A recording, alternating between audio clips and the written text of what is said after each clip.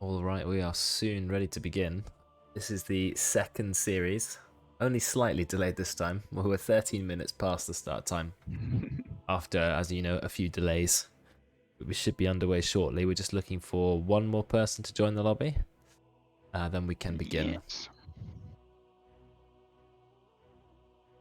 So yesterday in our cast, we saw We Mine Uphill versus the Chainsmokers. The Chainsmokers did lose both games, but they are back here today playing against Till I Respawn. So we'll see if they can pull out a win this time. Would be nice for them. Yes. Also, do we have like the points? Which team? Yeah, How like the win and lose scores? yes, that's a good point. I'll just see if I can bring up the challenge bracket or something like that. I think there's some Yeah. there are some stats to be found. Just having a quick look at that. Exactly. Um, Because Chainsmokers lost both of the games yesterday. yes. But I have no idea what the Tiller Respawn's scores are right now. And how Yeah, it's a good question. I don't know if I've just looked at the challenge and they've just filled in the team who won and the team who didn't win. So We Mine Uphill Evil Empire with a win each, Till I Respawn Chainsmokers with a loss each. That's all they've shown. So I'm guessing it was 2 wins, 2 losses. Otherwise it would be recorded as a tie. Or maybe they have 1 win, 1 tie. Ah, right. Okay. I need to interpret these stats a little bit because it's showing us 1 win, 1 tie for We Mine Uphill Evil Empire and 1 lose, 1 tie for Till I Respawn and the Chainsmokers. So at the moment it's quite balanced. But Till I Respawn and Chainsmokers, they are down 1 essentially. So these two teams are in the same position at the moment. So whichever team wins this is going to be put in a really good position or a better position than they were in originally. That's basically battle to not become last is what we're looking at here. Yeah. So one thing to note is that we're streaming with a 2-minute delay now. So obviously if anyone asks us something in chat and we respond to it, you won't hear us for 2 minutes. So anything immediate, I'll type in chat. But otherwise, you're just going to have to wait 2 minutes. Yeah. But otherwise, everything should be the same. We're about to start. All the players are in. And I think we're going to be underway shortly. They've said ready. I think the coin flip will be beginning shortly. Yes.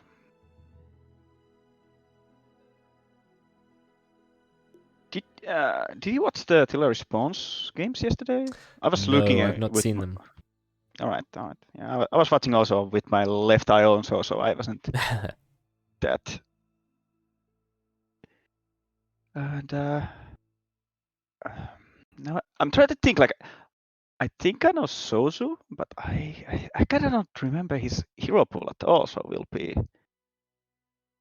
going this pretty blind, sadly. And the unknown Kon, I think I have got him a few times, but I have no remember collection. What did he play?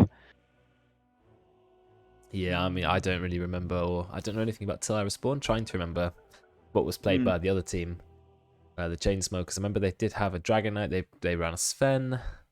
Yeah. Trying to think some of the other heroes they ran. Anyway, we are underway with the draft, so let's swap to the drafting screen. Yes. Let's see if the camera loads up. Yeah, there it is. Good. We're good to go. Okay. So last time in our game, anyway, we saw AA being banned, Winter Wyvern, Lion, Invokers. These were the bans. We'll see if there's a different set this time. Elder Titan was banned as well, actually, both times. Yeah. I think this was targeted ban against Cons.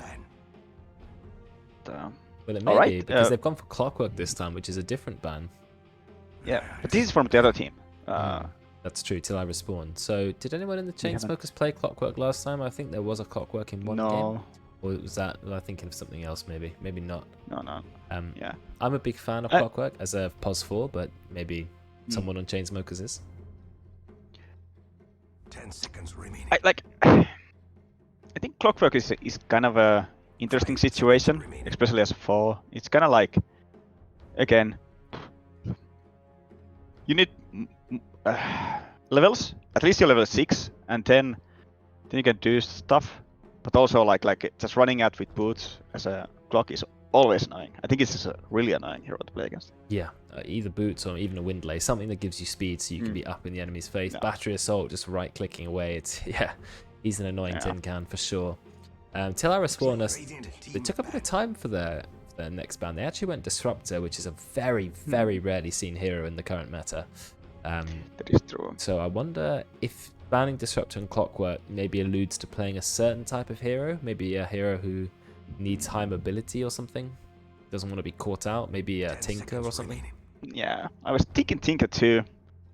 But I think there's still so many counters to Tinker, like Spirit Breaker and like Spectre. Spirit Breaker, so Spectre, yeah, they're fantastic. You can also play like Storm Spirit, Zeus is okay as well. A lot of options there. But we'll see what they go for their first pick. Last time we saw cores picked in the first phase, remember by We Mine Uphill, we had phase 1 Phantom Lancer and phase 1 Ursa. But it's unusual to pick a POS 1 in the first picking phase, so we'll see what they go for. Keeper of the... Oh. Old man. Yeah, old man who moves fast on his horse. Gandalf the White. Exactly. And they respond quickly. Chainsmokers going for Jakiro. Yeah. Solid hero. Keeper of the Light is an interesting one. I like it, but I think it's quite hard to play compared to most. Yeah. Again, it's got the same role as like a Clockwork. It's really annoying to play against. It's like you just 10 seconds remaining. do the what's it called, the new skill? It's the Which one? 5 seconds remaining. the second one. Solar Bind? Yeah, solar blind. Solar bind, yeah. Was it solar blind or is it solar bind? Bind. Bind, Bind, right? I We're think. binding Because them. it slows you. Yeah, okay. yeah. Bind, solar bind. Yep. Yeah, I think it annoying. weakens your magic resistance as you move or something like that. Yeah, it's got an odd interaction. It's not quite as good as the old mana leak, but yeah, it definitely means you can get blast very hard with the illuminate. So, and he still gives mana. That's his main thing. Yeah. But it's still like, as a God of player, it does the same thing, like mana leak. So you don't really want to move when you get either of them, and you can force them to move.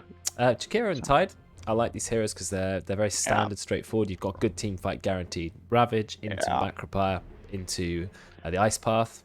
It's great. It's going to be a good team fight. Exactly, and really solid heroes, both of them.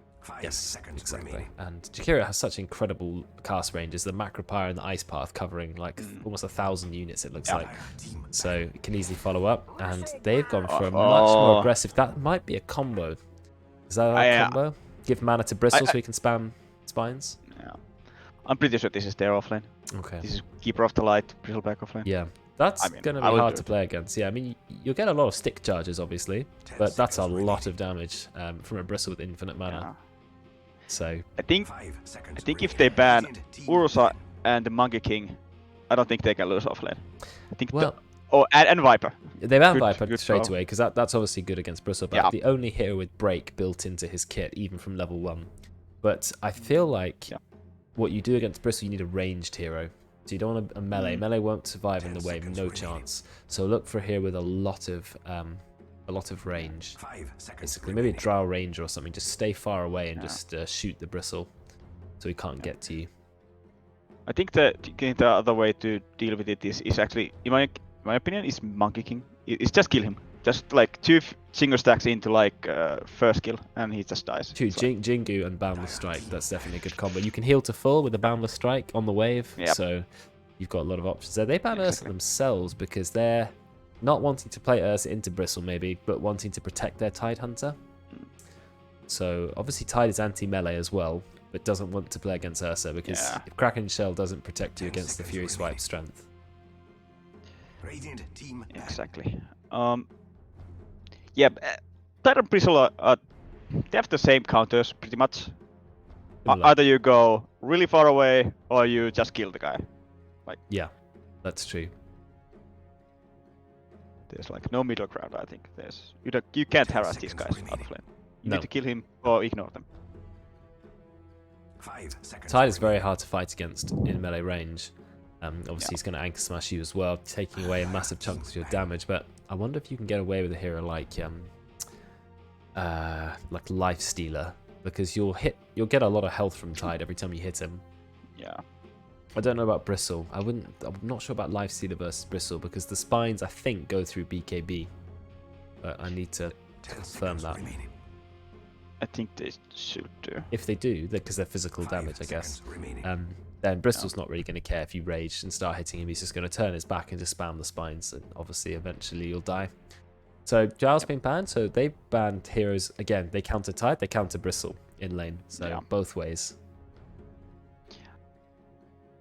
What if actually, like, what's the first pick? So it's actually Chainsmokers. So they could have been like, maybe they are like, all right, we're gonna pick literally the third counter, both of these heroes. Yeah.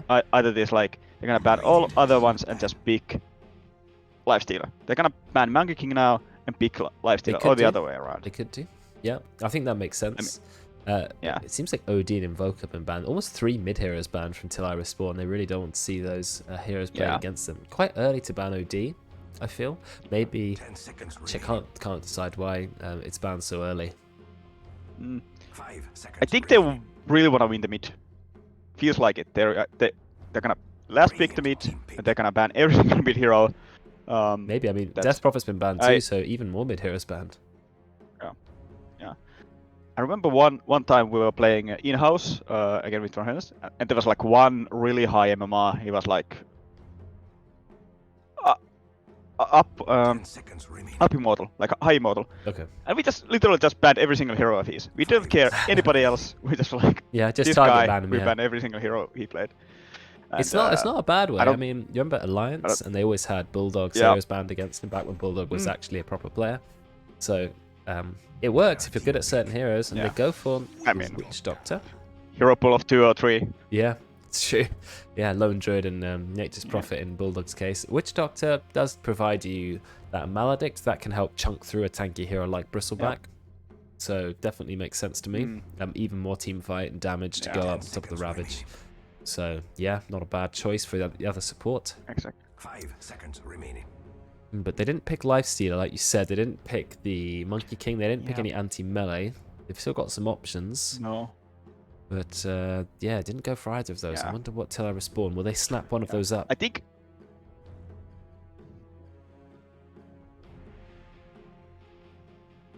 Yeah. Radiant team Yes, pick. if I were like Lion, okay, they're both like, I don't wanna win the safe lane for some reason. I don't know. Yeah, okay. So their Lion is a very good pick at the moment. Lots of crowd control, drains mana. But obviously you can drain the mana from Tidehunter, then he can't hit you with the Anchor Smash.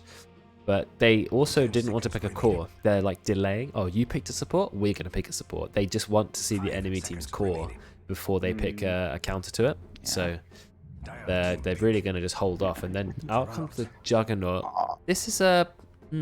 against Bristol, it's kind of here and there.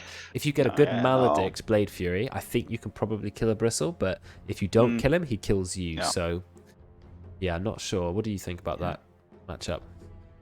10 seconds remaining. I think the laning stage is gonna be tough, but after the laning stage, it's much better, I think, because you can.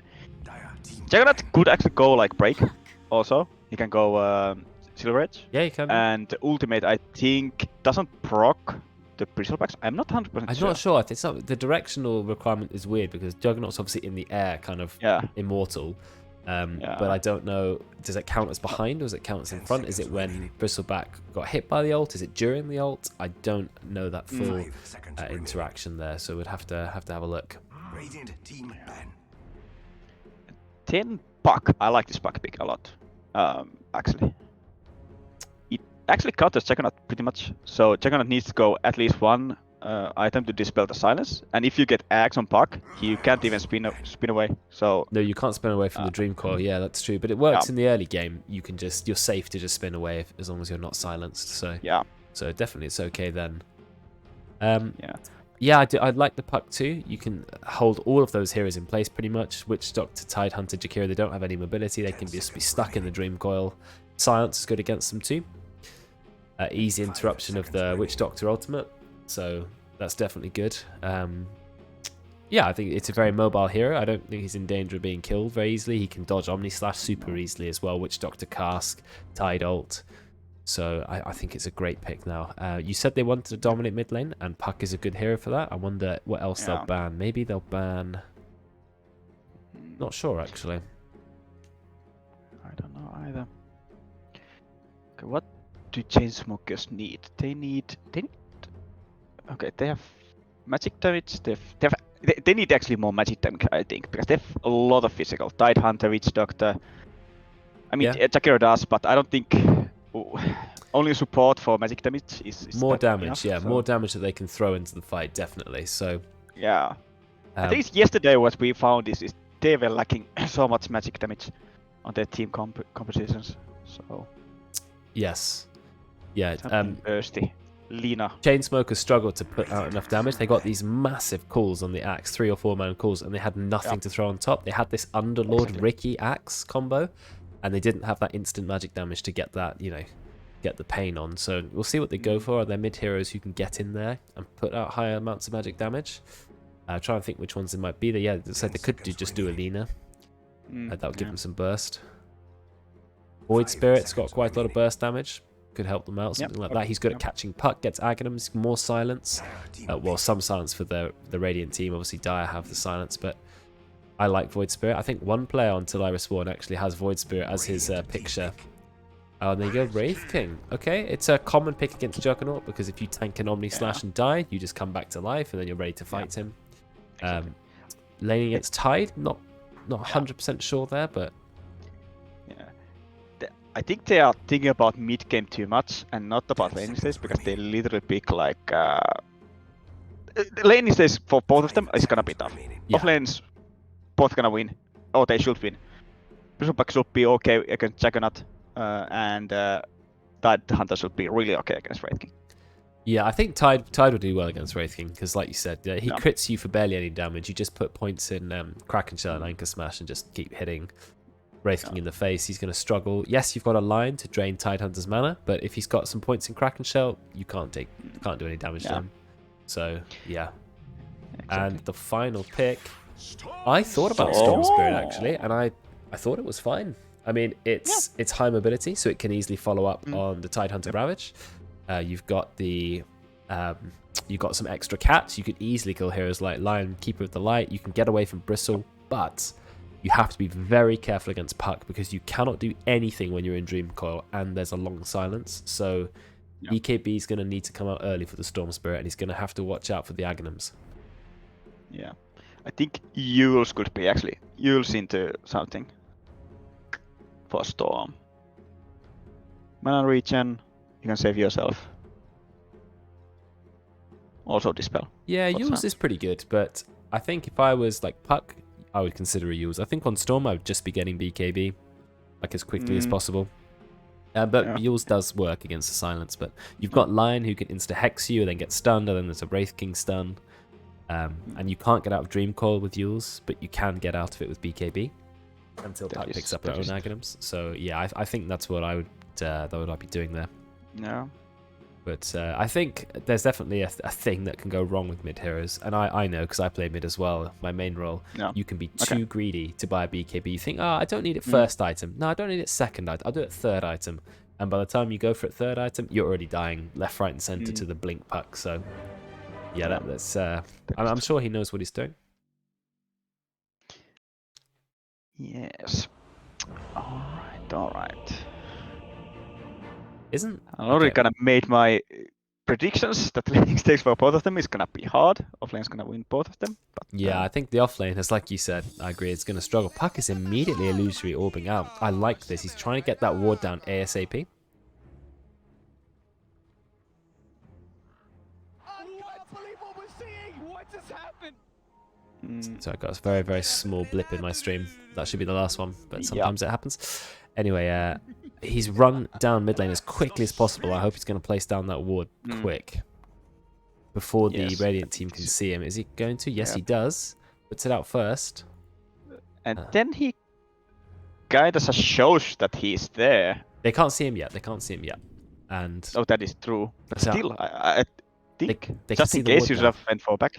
But they can see the ward now. So Dire there's a ward on the high ground. And guess what? The Puck is already, or was already holding a sentry. Where is the sentry gone? I don't He's know. dropped it Did he here. He's give dropped it by the tower. Nope, 30 here it is. seconds to battle. Okay, all right. It's clever. So Yeah, clever, he's but- trying to not show the enemy that he has a sentry. Because if they know, they could de-ward their ward immediately. Oh no. A bit of Oh, a fight going got here. it. But I think, is Yoshi going to be okay? Nah, there's Wraithfire Blast coming in. He does get the cask off, but he's going to go down. Illuminate goes through. Soju, first blood. That's 272 gold for your support. Yes. Very nice. That's an immediate stick. Maybe Yes. some more tangos Very or something. good. He's Very rushing good. boots. They also, two bounties each, but that puts him very close to boots. 100 gold, and this Cottle will have boots and a windlace. He's going to be a fast hero. Yeah. I like Fast it. Man. Yep, indeed. All right. So back to the lanes. All right. We'll see. To be honest, I think again mid is gonna be a bit boring until level 6, but I think the side lanes are gonna be much more exciting. I would assume so, yeah. Though Wraith King started level 1 Wraithfire Blast, which isn't the most useful spell for him to have in lane, especially against Tide. Tide did start with Gush though. We had a lot of sort of combat at level 1. So that's what the spells were taken. And bot lane, you can see both heroes already very low. Keeper of the Light on about 200 HP. Yoshi pretty low too. 8 stick charges already. I mean, that's a lot of mana that you can get back and health. He needs to just be spamming out that cask. I mean, that could be a kill. That's a kill on Soju. If you fire out the cask, fire the cask. It comes out now. One more right click. Soju, he does get the fairy fire. He's just going to channel the illuminate. Yoshi just dies to a right click, but Risabak was killed by the Juggernaut. Rank 1 Blade Fury. I'm actually really surprised at that. Maybe should have zoomed out my camera more. So that's, I think that trade works out for the Radiant. Yeah. I think Bristleback was too cocky in there, thinking like, oh, I'm the tankiest guy ever, but you're not that tanky at level 1. No. You need a few items, you need a few levels before you can like actually dominate the lane. True, a lot of his tankiness comes out from a spell he hasn't even leveled up yet. Exactly. And his strength gain is not that great, actually, for a strength hero. No. No. Yeah. Like, literally like 80 or even 70% of his like tankiness comes from the Bristleback, I think. The passive. I mean, it's, what is it, 40% damage reduction from the back? Which is a lot of damage reduction. Yeah. And his one is incredible because it's everything. It's spells. It's not even just auto attacks. Here comes the Blade Fury. This is rank 2 Blade Fury. They've got the cask. I think Breastback's going to go down. He's doing a lot of spines. 5 spines. Chevy just dodges the Illuminate. But it is only rank 1 Illuminate. Yeah. So he's going to get yet another kill. And also, one thing that is interesting is he went for Soul Ring in a Keeper of the Light lane. Yeah, that's true. I've only just noticed that. I mean, you've got the infinite mana here in your lane. You don't need. And also, even if you don't have like Keeper of the Light, I think you need the health regen. Like Vanguard Bristleback is insane. Or maybe Hood of Defiance against the Jug also works because then you can absorb most of the Blade Fury damage. But you need Ring of Health. Yeah, Ring of Health needs to come out. I agree. Storm is doing very well mid. Just having a look at that against Puck. Look at the last hitting. So far ahead. He's being very dominant. He's got more base damage than Puck. Yeah.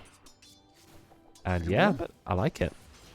Exactly. And it's, I think there was like 3 or 4 like mid heroes banned from the side of Yeah, we had Viper, Invoker, Death Prophet, and there's one more who's also banned.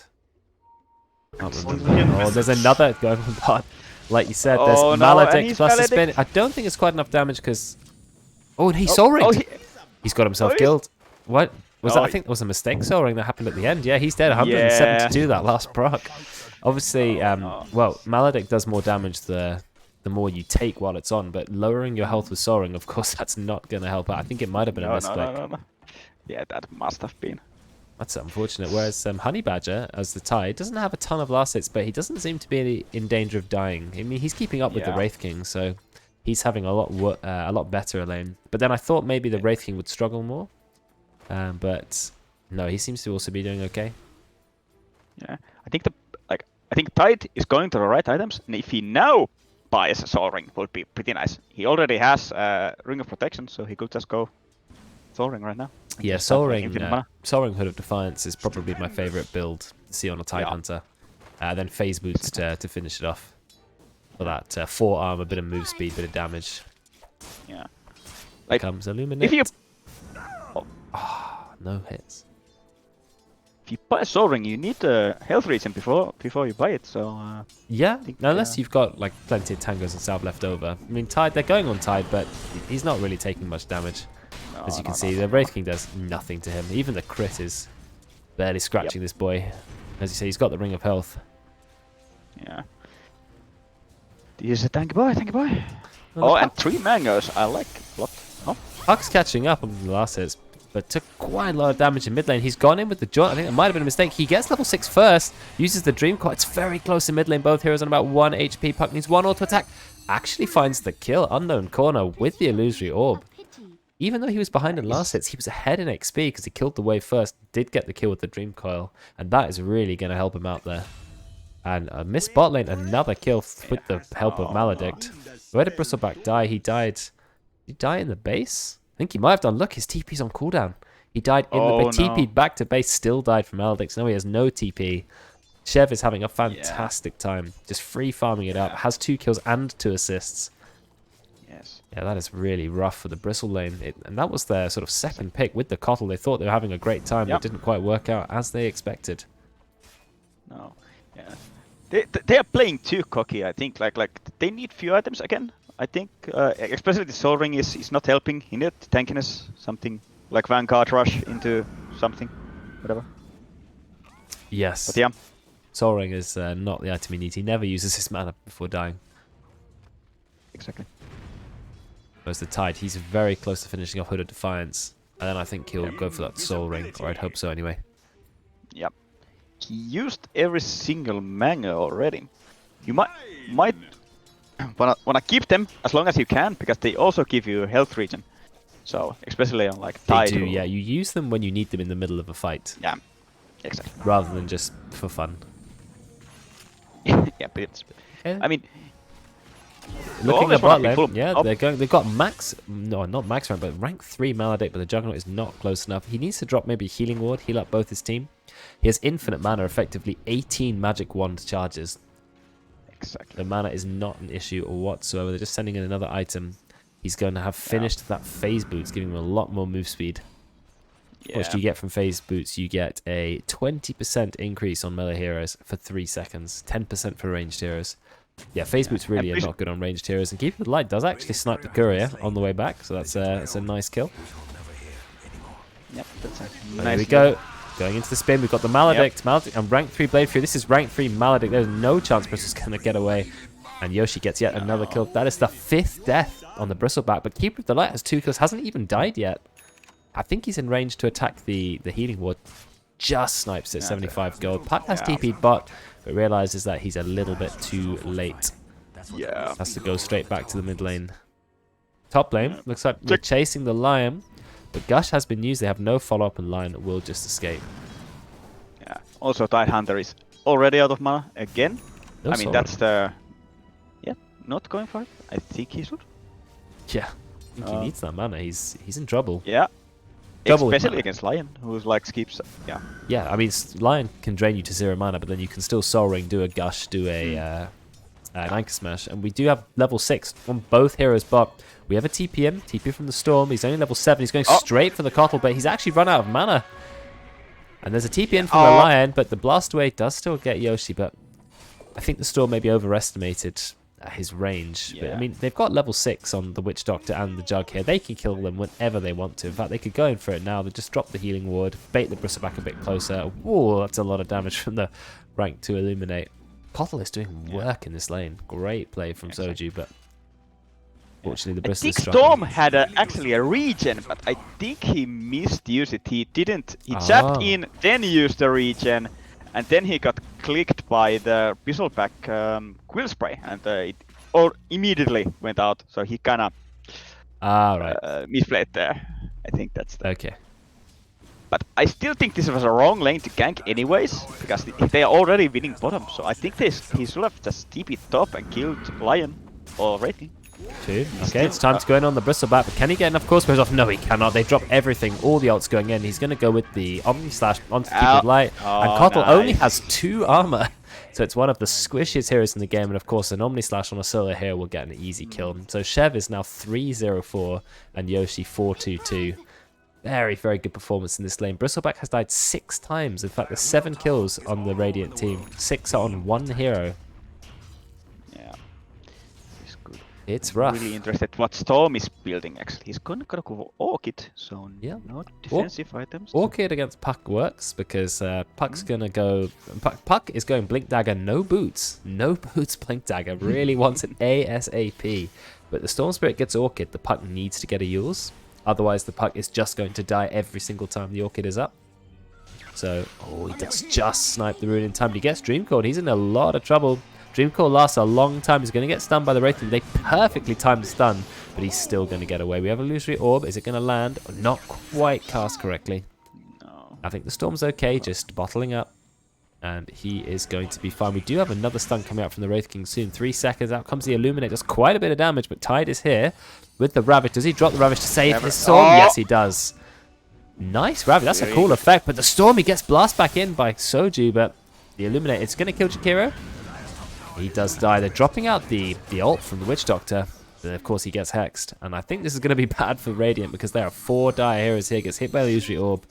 And Yoshi is in a lot of trouble. But, you know, delaying a lot of time. That's got to hurt. Exactly. Dragging the entire team, dragging even the POS1 out of his lane. POS1 realizes I'm not, not needed. He goes under the tower line, TP's in immediately. Hits him with that finger of death. Gets the finger charge. I mean, that's 5 heroes involved in that. I've made 4 heroes. Bristleback, he's just chilling in the bot lane. Does get level 6. Yeah. He really needed some farm here. His middle tower is under attack. Alright. did. How do we get this Bristleback back in the game? I think is the real question of the game right now for Gaia. The standard play in a high rank game would be these 2 camps. The Ancients and the Ancients in the hard camp. You just stack them as much as you can, and Bristle can farm a triple stack of both in no time. So just keep stacking. Soak the lane a little bit and then take a massive stack, pick up your Vanguard, and then you're good to go. We get the Puck. Puck actually used Illusory Orb and Waning Rift and Blink Dagger. Drops the ult, but does not catch the Storm. Yeah. And so that is a bit of a revenge kill there. He's going to be happy with that. His first kill on the game. Yes. So he just got the blink right. I didn't see it. He has it right now. I think he just got it, yeah. Mm. So it's a shame that he's died with it. I've never seen a Puck skip boots. And he's skipping boots entirely. He's queued up he keeps making up changing his mind. He's now got now a Yules. Okay, he's realized that Orchid is being built, and he's going for Yules. He went through Witchblade, Medallion of Courage, Yeah. every single item. But yeah, I thought. Alright. Oh, and boots are in there as well. Nice. Finally, yeah. He realized, oh, snap! I forgot boots. Maybe I should buy them. He starts with a Windlace, which I guess you can, goes into yours, gives you a bit of move speed. But I think boots is worth. Stupendous. Yeah, I think you need boots for blink. Alright, top go. Oh, bit of a fight going on here. Jakiro is level 8, quite tanky. Storm Spirit's in. We don't have Ravage. No mana for Ravage, but that's absolutely collapsed. They dropped the Witch Doctor out just in case. And you can see that the Wraith King, he's out of there. He does have Reincarnate, but he wants nothing to do with that fight. And he is running completely away. Picks up his armlet. That does add a lot of damage to him. And Chev, he gets a kill in the bottom, even with Lion there. Lion and Bristleback, he still manages to find a kill. Yeah. And top tower is going to fall.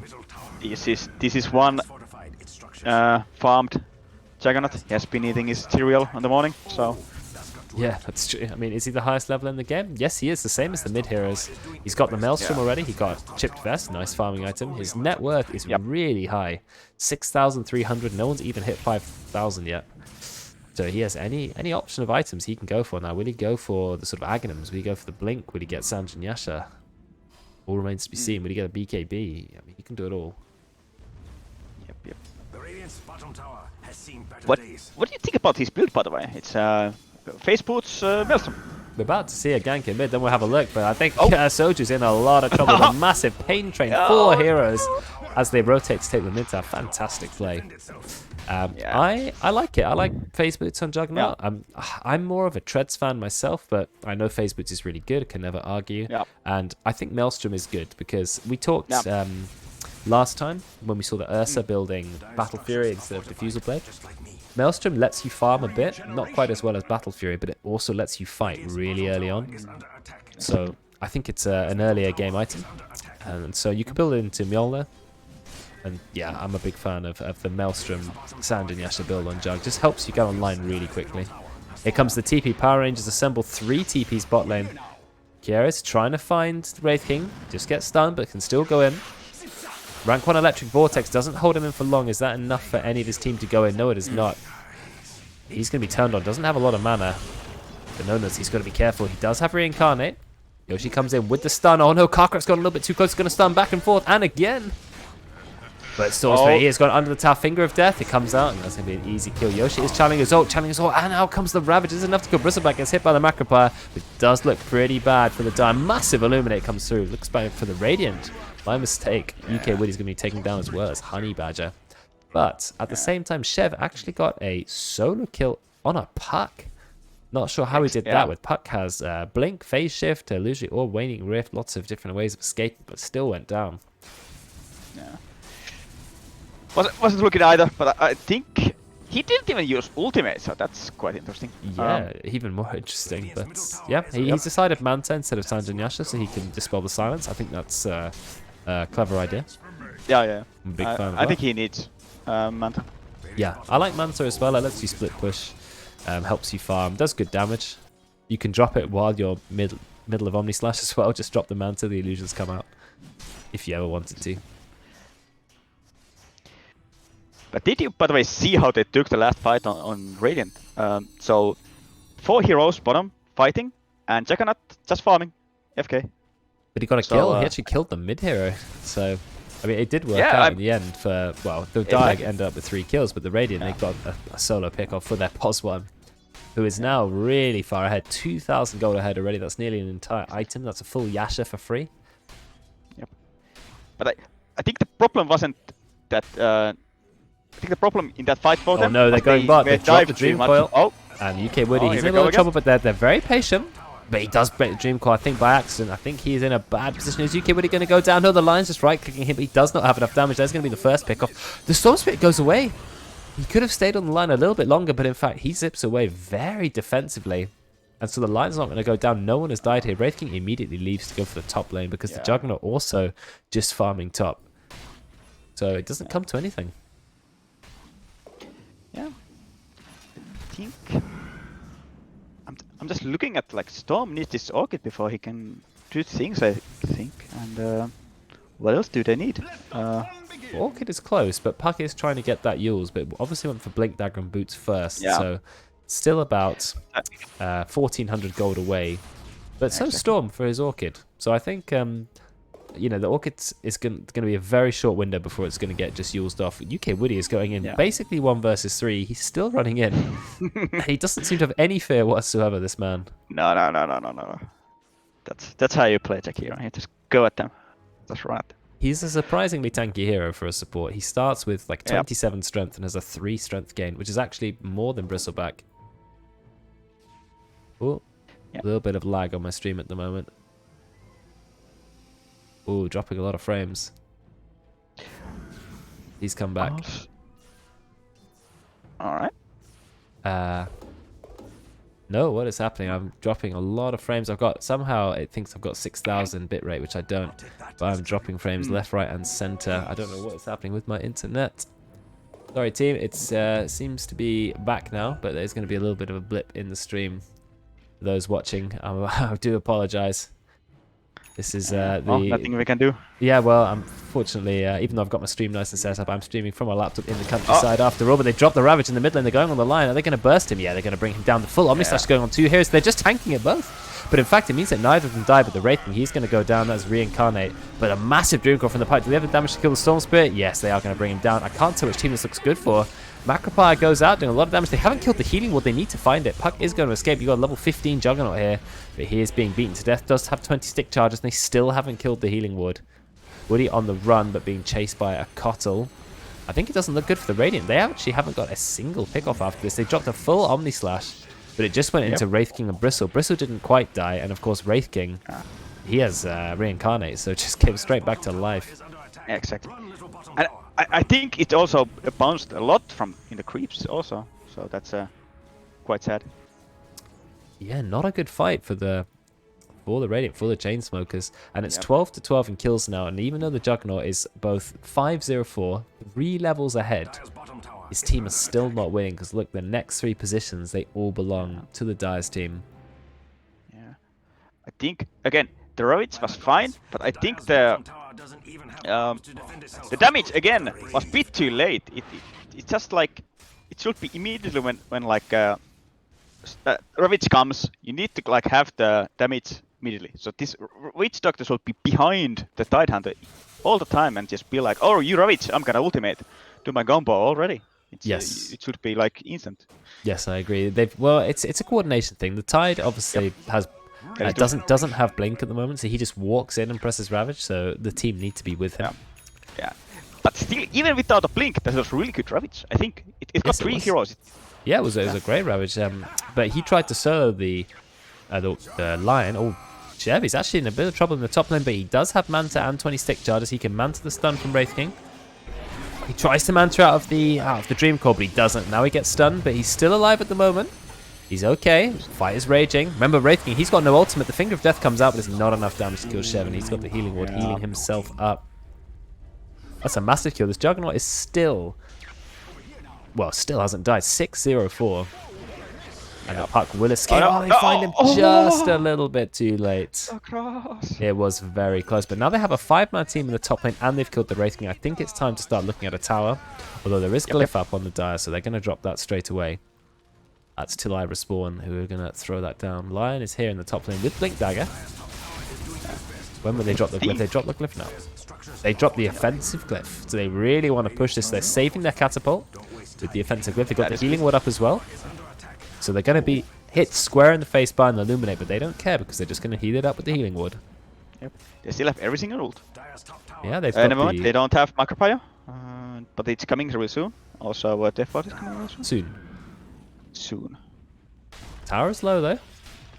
Orchid goes on, Keeper of the Light. Doesn't quite get the courier. I think that's Soju definitely killed there.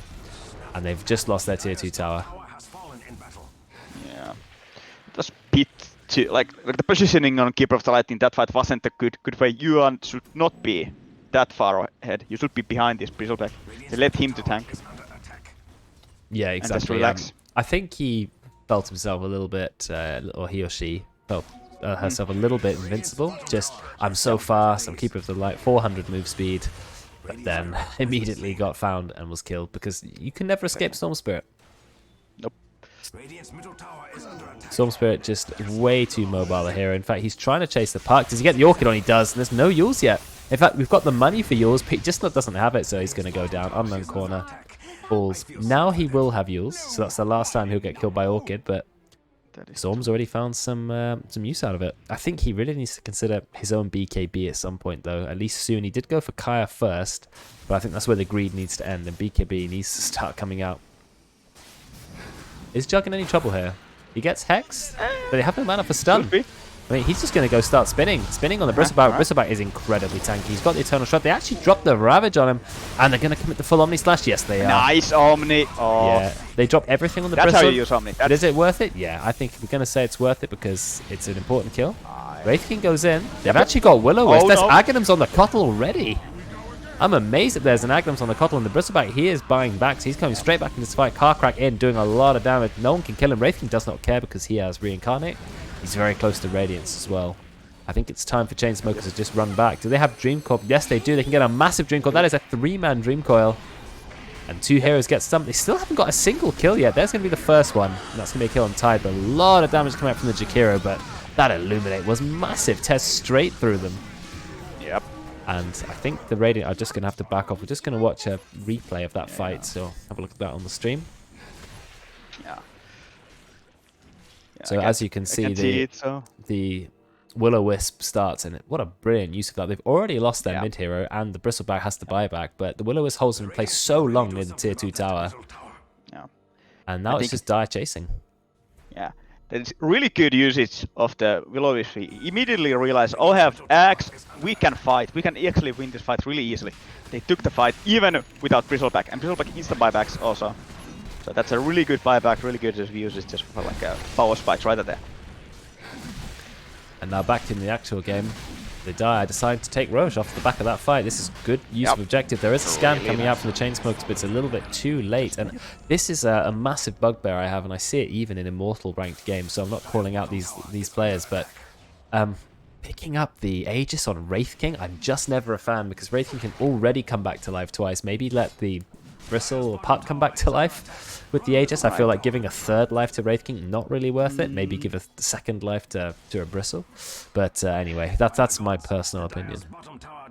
Yeah, I think the reason why you might want to give it to Wraith King is that either of your other heroes are not gonna die anyways, and you just really want this guy to just hit the tower and just like be like really like ultra aggressive, like just being stupid.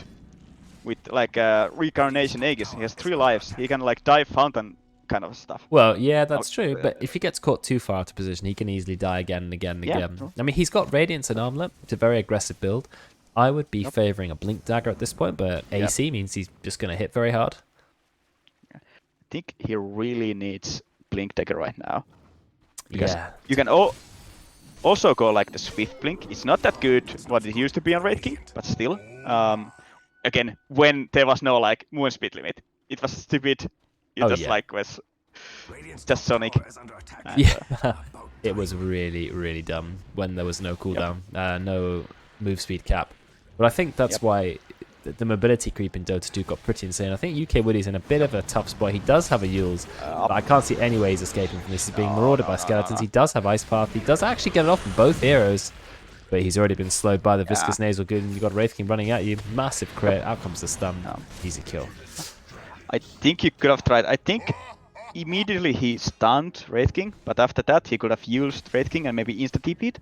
Maybe survived, but yeah, actually that's possible. Yules or Ice Path into TP does give you just enough time. It means he has 0.5 seconds to go through his cast animation and the travel of Wraith Fire Blast. Maybe you escape. Maybe. Yeah. But yeah, I mean, it was his only choice. It was his only choice, yeah. But I think what's more impressive is this Kotl has actually gone up in net worth more than the Tide Hunter, who's the POS 3. Picked up an Agams very early, now has the Will-O-Wisp for the team fight, and is building a 4-staff. Yeah. I think has been farming like whole game with his Illuminate, which he can do as a support.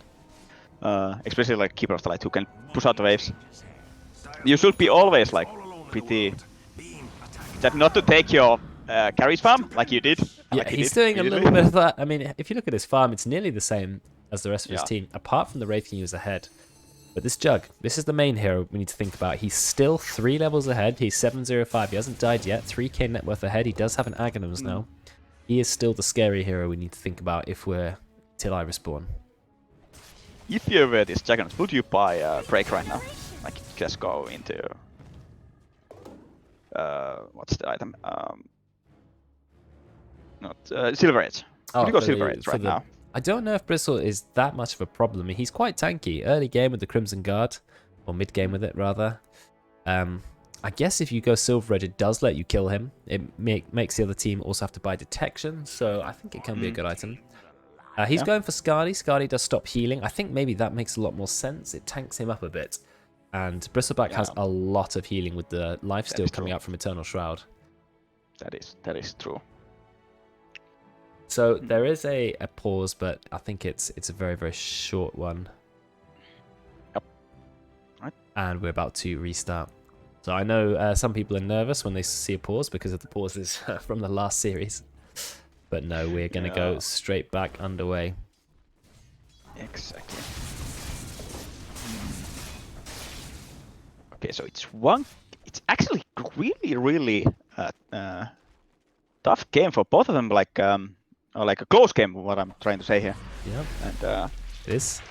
I mean, we're 16 kills to 16 kills, 2k net worth lead, very slight to the dial. It's a fight going out in the mid lane, but nothing is going to come of it. Honey Badger loses a bit of mana, doesn't have enough for Ravage, but he does if he drops the Soul Ring.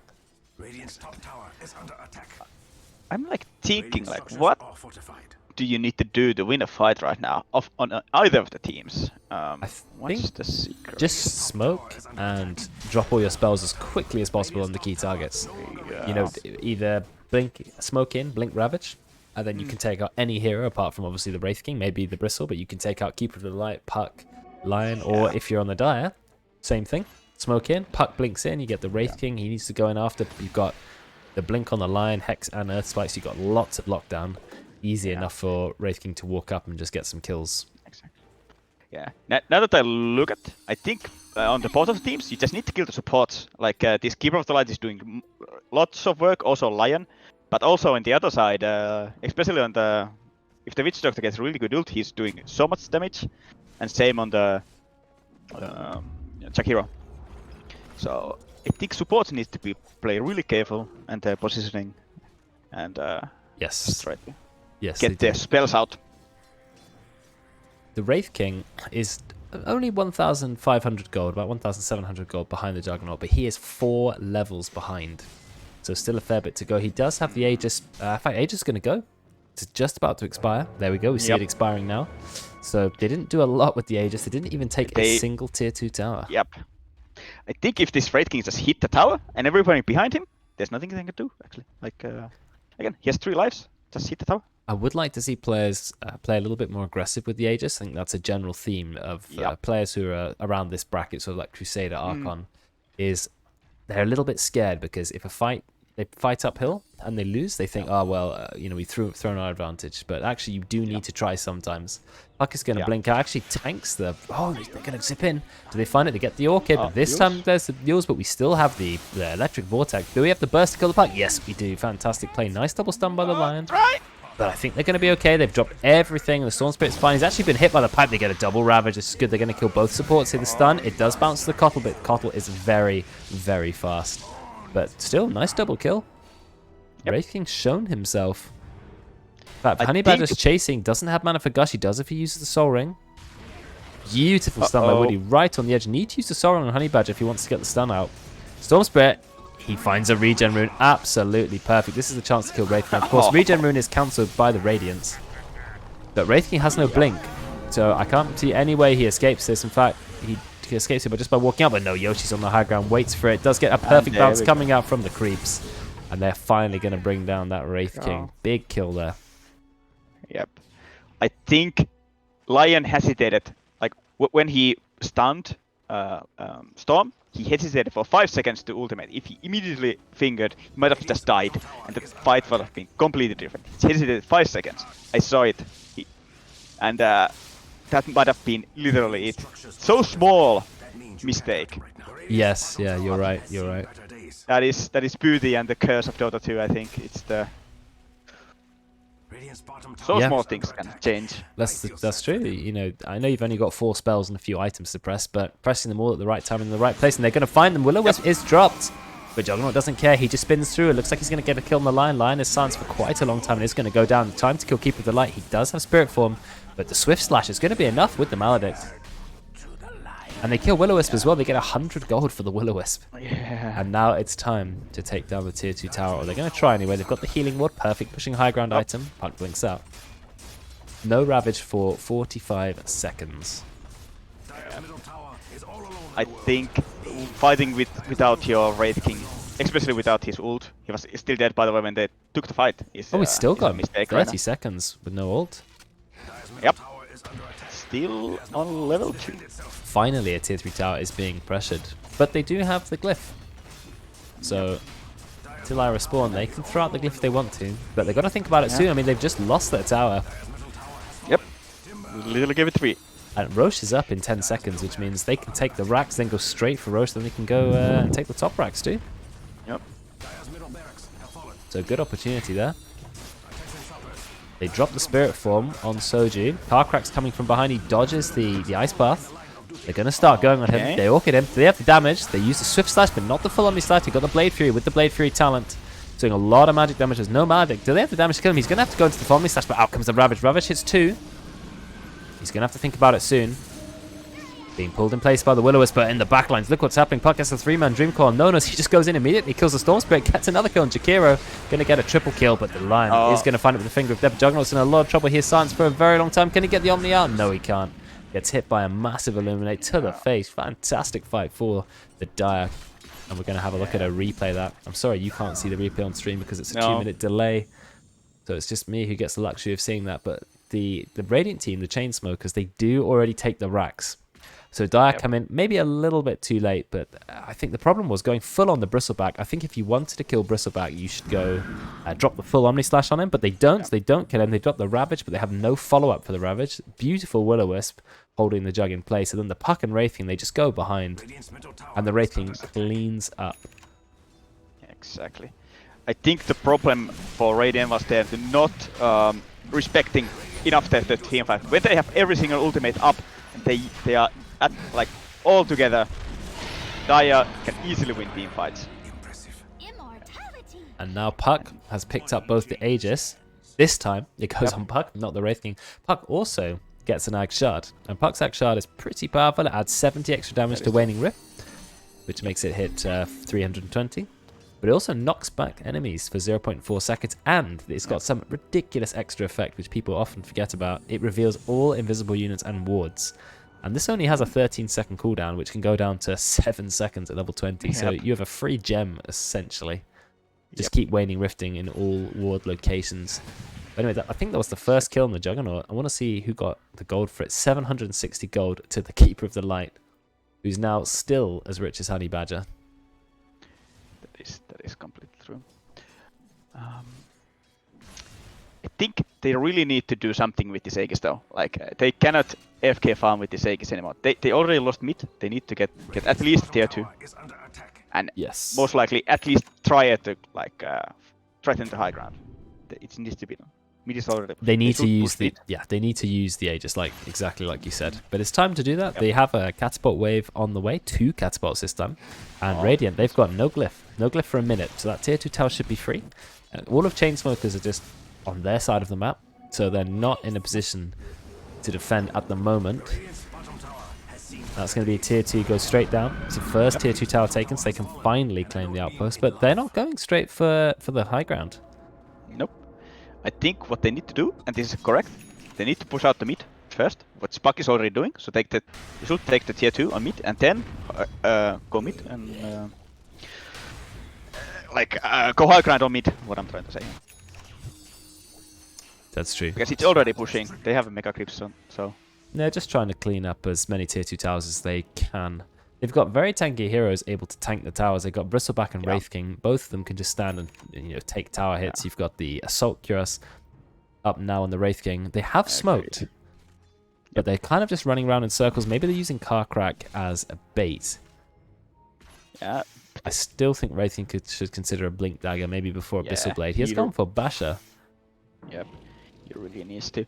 Like, all of his builds they is found the literally Puck. just... The Puck's in a lot of trouble, but Puck does have the Aegis, remember. He's buying a lot of time. It's time for Nonas to turn up and Car Crack. But can they chase? They've got the Will-O-Wisp. They get hit by the Ravage. The Omni Slasher goes on to Keeper of the Light, doing a lot of damage. Can they bring him down? He force stuffs away, but he's still going to go down. And there's the first life from the Wraith King. And Bristleback taking a lot of damage too, but he's just firing out those claws. In fact, he's still alive, and so is the Buck. Buck is on very low HP. Might die to the Orchid. Doesn't die to the Orchid. Actually finds the kill on Storm Spirit. Has a haste rune. Yoshi in a lot of trouble. Nice phase shift of the cast. And Chev, he doesn't have Ag Shard yet. He's got it in his quick buy, so he's trying to spin away. And that was a bit of a disastrous fight for the Radiant. They dropped everything. They've used their Ravage. They've used Macropire, Omni Slash, and they only managed to kill Keeper of the Light. They didn't even bring the Aegis down on the Puck, who's just TP'd back to base, but has Boots of Travel now. So he can TP back in on full HP. It's time to take the high ground, lads. Don't run away. Where are they going? Yeah. Like, I was just about to say, like this build from Wraith King is literally just to be annoying on the front, and he's not playing like he's building his hero. He's such a go high ground, like, they cannot kill you. They're very scared to go high ground. I mean, they could have been hitting the tier 3 tower, at least got the glyph in the mid lane, then gone bot, but instead they're playing it safe and waiting. The Puck didn't even TP into the bot lane, TP top to maybe split push it out. Yeah. Yeah. Like, if you have advantage, you should use it. If it's any advantage, it's vision, manpower or like item-wise of advantage. It's Yes. things you should be using. Anyway, all heroes on the Radiant team are now alive, and the Dire's team, they are all over the map at the moment in different places. But the Wraith King, he's finally ahead of the Juggernaut by 3,000 gold, no less. But the Juggernaut is higher level. Yep. I'm just... What Juggernaut has? Okay. Woody yes. in a little bit of trouble. He does have 4 staff. He's also got Yules, so I think he'll be okay. Now comes a nice cast, just going back and forth. They actually dropped the Will-O-Wisp. It doesn't take any tower hits. Or, no, 2 tower hits only injure it 1 bit. It's weird because it doesn't show the health properly. It's yeah, badly designed ability. But they dropped the Will-O-Wisp. It has gone down. Will-O-Wisp has a low cooldown, those 60 seconds. I think Chev is absolutely fine. He's just going to spin away. The Lion blinks in. That's an unfortunate blink. They drop the Dream Coil, but Puck immediately gets orchided. And there's already going to be 1 kill. There's 2 kills because Carcrack is actually going to go down too. Nonos is in the fight. Does actually manage to kill Storm Spirit. No, he doesn't. Storm Spirit zips away. And Nonos, he has to run back. Oh, no. Oh, And he goes back in. The Wraith King trying to get a kill on the Juggernaut, doing quite a lot of damage, but Juggernaut is just going to escape. Unfortunate fight here. Force-staffing himself in aggressively. Look at the Puck too inside the base. Doesn't have Aegis anymore. The Ravage, but only going to hit Keep of the Light, but they're still going to pick up a kill from it.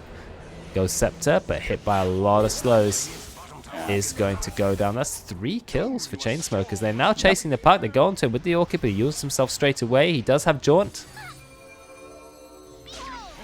Then he blinks. TP's out. They do not find him. So good escape from the Puck. Nice. But still, Very nice play. They have lost 3 of their heroes, and their high ground push is thwarted. And Juggernaut, he is very close to level 25. He can either pick up a load more HP or an even stronger Omni Slash, which I think he'll probably take. I think this Wraith King just needs to go in. He's playing too careful. Too careful. Just you don't pick Wraith King to sit in the backlines. You pick Wraith King to be in the front line and just be in front of everyone. So they need to deal with you. And when they are dealing with you, they need to use a lot of resources. When your team can do a lot more. We've got a bit of a fight going on here. Yoshi just goes in, gets that massive stun, steals a... does it steal a neutral item? I'm not sure if he actually picked it up or not, but anyway. Out comes the full Death Ward, and that's going to be a kill on the Wraith King. Wraith King does not have Blink, but has summoned the Skeletons. Oh, but here comes out the full Omni.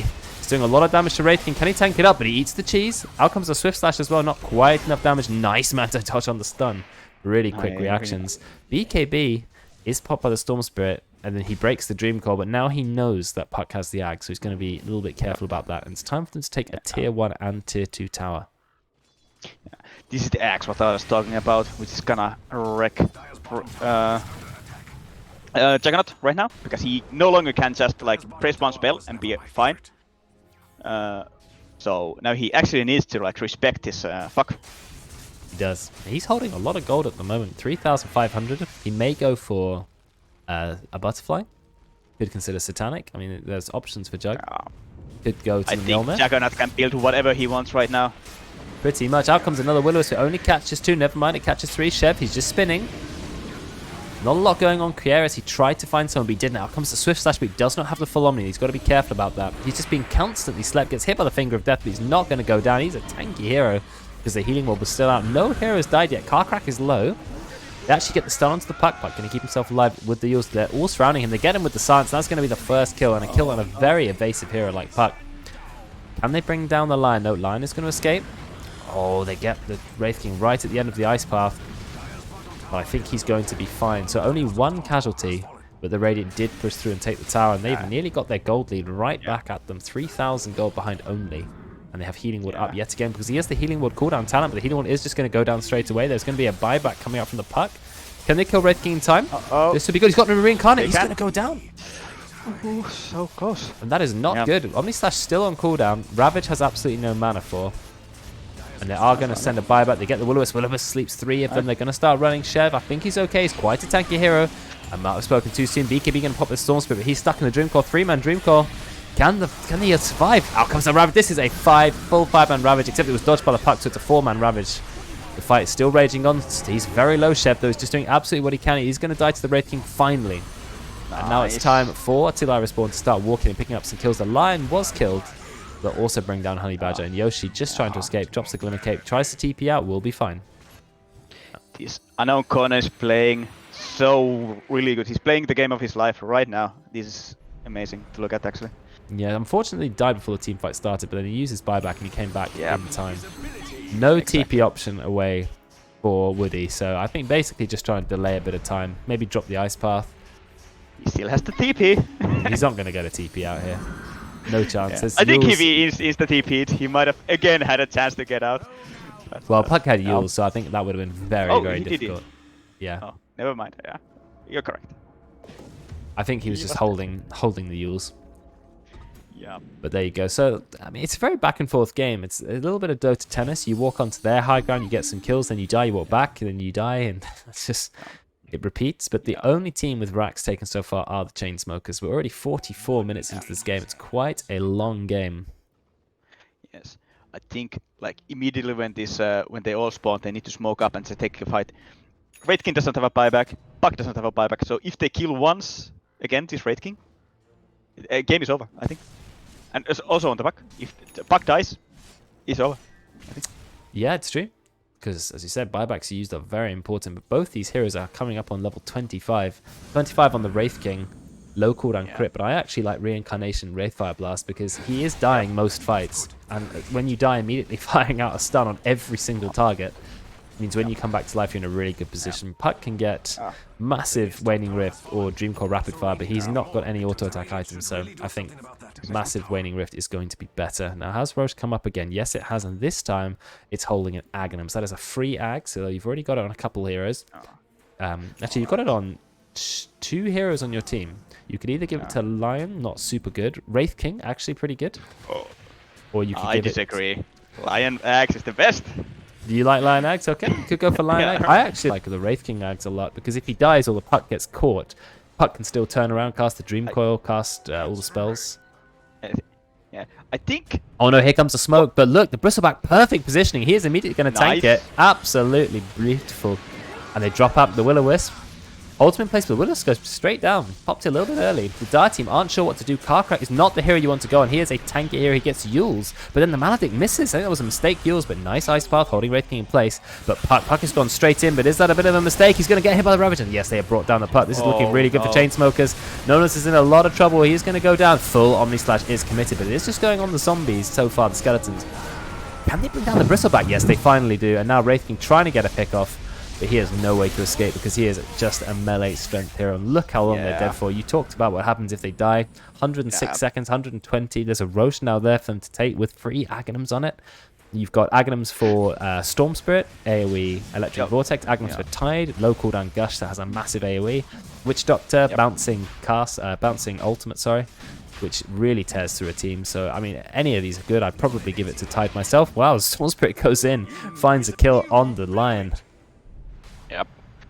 So Lonely Keeper of the Light is trying all of his might, just try to let them not take this Roshan, but it is not gonna happen. No. No chance. One of the comments in chat is very true. Whichever team has more gold loses the fight. And it's pretty much been that way the entire game. Okay. I cannot see how Raiden is gonna lose the next fight though, if they just go mid. I think they already made a huge mistake of not immediately just go and end. Because it was like 2 minutes of neither of them cause. That's buyback from Bristle. easily- Do they have the ability to kill? If they kill Bristle, it's all over now. They're going to drop the Swift Slash. That's going to kill Keeper of the Light. And there's no buyback on him either. There's one hero left alive, the Bristle. But just ignore him. Drop the Healing Ward and just hit those towers. They are going to go for that. Yep. Do we have Axe Shard on Tide? No, we don't. And there's no Fortify though, so those tier 4 towers are going down. One is going to go down now. You've got Lion in a few seconds, but there's not a lot he can do. You've got Healing Ward from Chev, not even using it at the moment. No need. But they've got a pipe. There's nothing Dire can do. Is he going to drop the Healing Ward? Doesn't need to. Just going to Blade Fury. No. Hit the base with Blade Fury. Oh, there comes out the Glyph. The Fortify is up. They don't have the damage to kill the Bristleback at the moment. They're not even really committing to it. Yeah. Just hit. Still gold defensive for the Ancients. You need to do. Yeah, true. He's hexed. They drop the Dream Core. They're really trying to defend. They might kill the Storm Spirit. Yeah, in fact they do, but he had the Aegis and that is going to be GG. Yep. That was one tough game. I mean, close game. It was a close game. Yeah, I mean, it was so back and forth. You could not tell which team was going to win, but nice to see the Chainsmokers win after we saw them lose twice in a row yesterday. But I mean, look at the gold graph. The waves get slightly sharper each time, but it's just up, down, up, down, up, down, up, down. Looks like till I respawn, 10,000 advantage, but then straight back to Chainsmokers. That is true. So a fantastic game. It's a shame because Chev had such a big lead that game. All the farm he could ever have wanted, really high level. But it was not enough to win the team fights. And Tide here had some good Ravagers too. Good play by Honey Badger. Yes. But in the end, see the Dire, they had opportunities to win, but they did not take them. They needed to go high ground. They could have won the game. In fact, I almost assumed Dire had won at some points, but they were just too scared to push. Yeah. I think Dire didn't use their, like, where they were strong that much. They just kind of farmed when they were like ultra strong. Well, it's not good usually. When you hit your power spike, you should not be farming. You should be going in. Especially like when you get like AC, you just hit the tower. That's why you get AC. So you do things, not because you want to farm. AC is not the farming item; it's a fighting item. This you can even see it on the gold graph. Exactly that point you were talking about. 40 minutes in, Dire, they're far ahead, but they just don't push high ground. Yeah. And they need to. So we're gonna have a look at the next lobby. I think it's already up. Yeah. It is cool. Just waiting for the players to get in. I think if they all join a party, the party leader can teleport their whole team straight into the lobby. So we'll just wait for that to begin. And then it's the last game of the night, starting at nearly 11 o'clock CEST. Hopefully we have a quick start. That is true. That is true. Yeah, you can take a minute if you need it. That's fine. We're waiting for the players anyway. I'll be right back. Okay.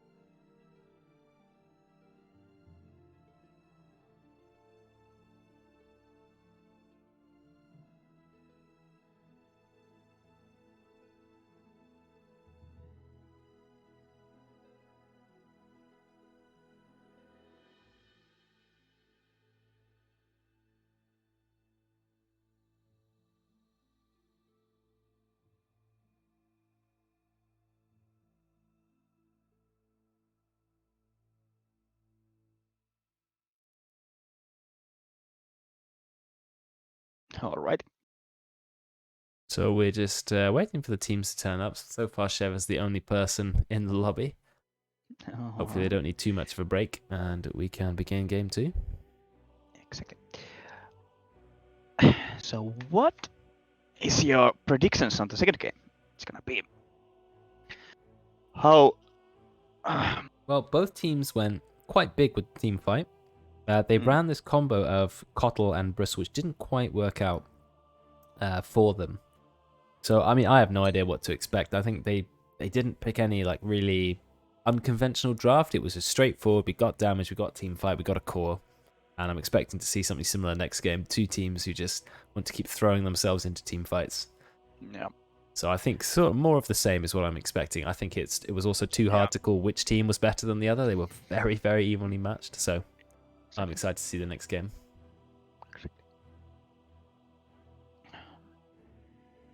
So, if you're on either team, like what will you be saying for your team right now? Be like, okay, this is how we win. This is the thing we need to do. Depends how they reflect on the game. From a caster point of view, we would definitely be looking at pushing with the Aegis and being less scared.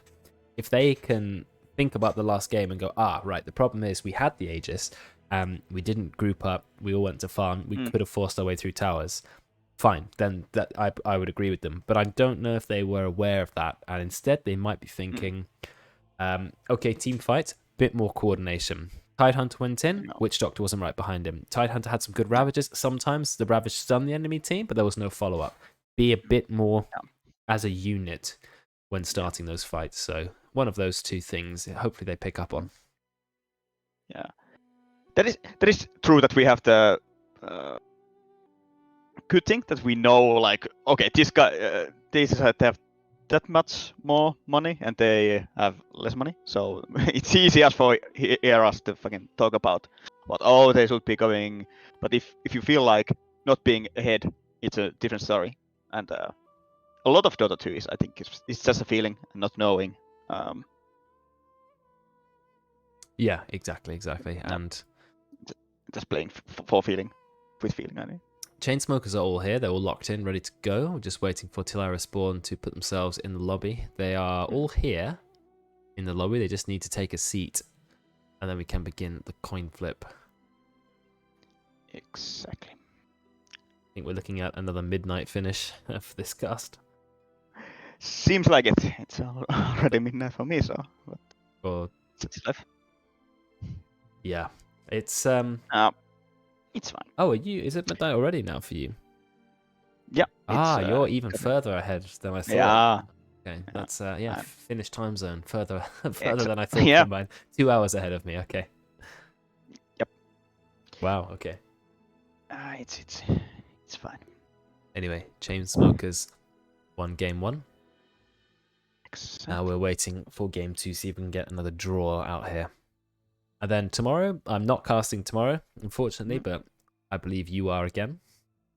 Yes, I think I am. Let me see who. And I think at the same time too, let's see if we bit of a shake up in casters for tomorrow. I think there's a few tri-casts happening. If I have a look, no, that's in the grand finals. Tomorrow is Saturday. It's going to be Alex instead of me. But the cast is also happening at a different time. Obviously, because it's a Saturday, so people are off. It's 6:30 CEST and 4 o'clock instead of the 7 and 9:30 that we have this time. So it's going to be earlier in the day. And then the grand finals are on Saturday at 3 p.m. CEST with a tri-cast. Indeed, it's gonna be. So tomorrow we are playing playoffs, right? If I remember correctly, gonna be. Let me see. We're not quite sure what's happening at the moment. Tilira Spawn have every player in the lobby, but they're not taking their spots.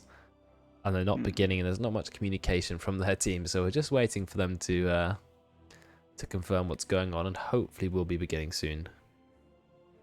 Exactly. Okay, Car Crack has taken his seat. Waiting for Soju Incha. Yep.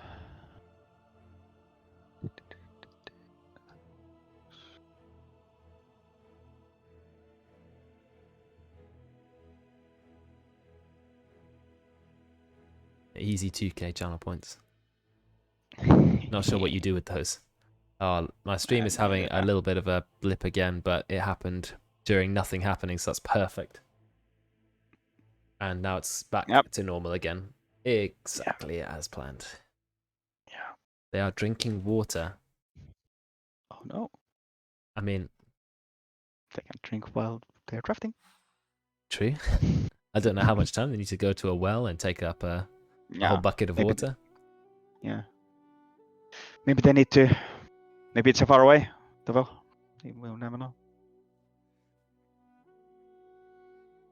Such is life. Yeah. All right.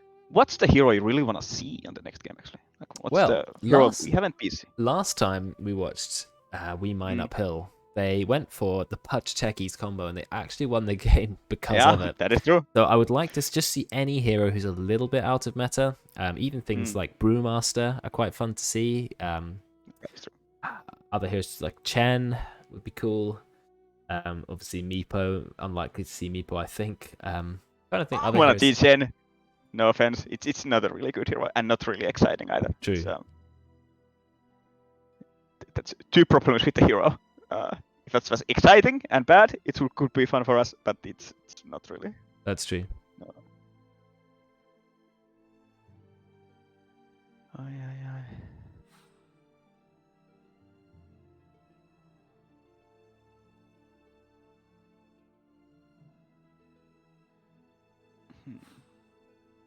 Okay, one more person has sat down. Now we are just waiting for in-chat, then we can begin. Exactly.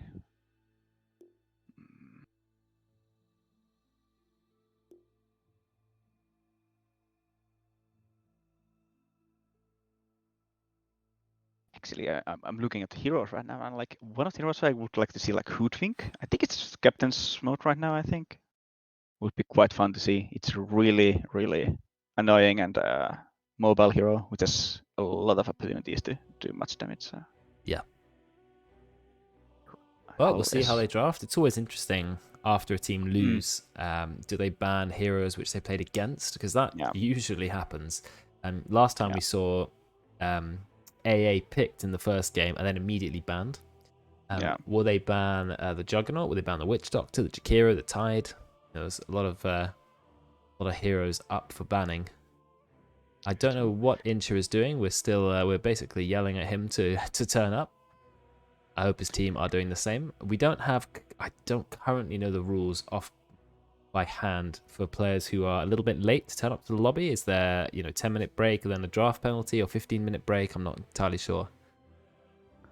That needs to be clarified, but I'm sure an admin can tell you about that.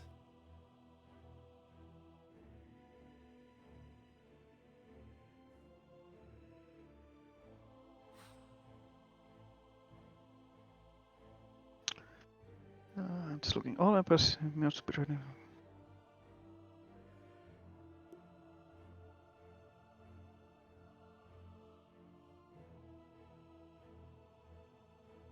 Yeah.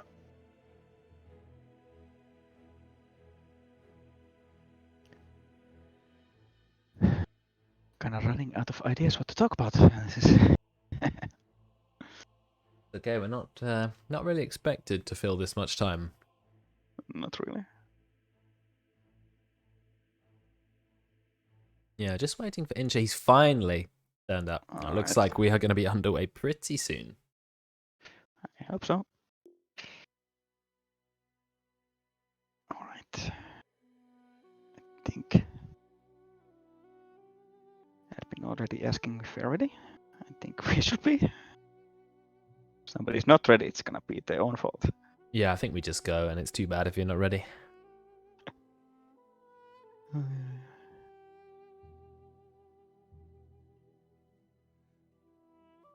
I think in a best of 2 series, you shouldn't really need a 15-minute break between 2 games. No. I mean, it's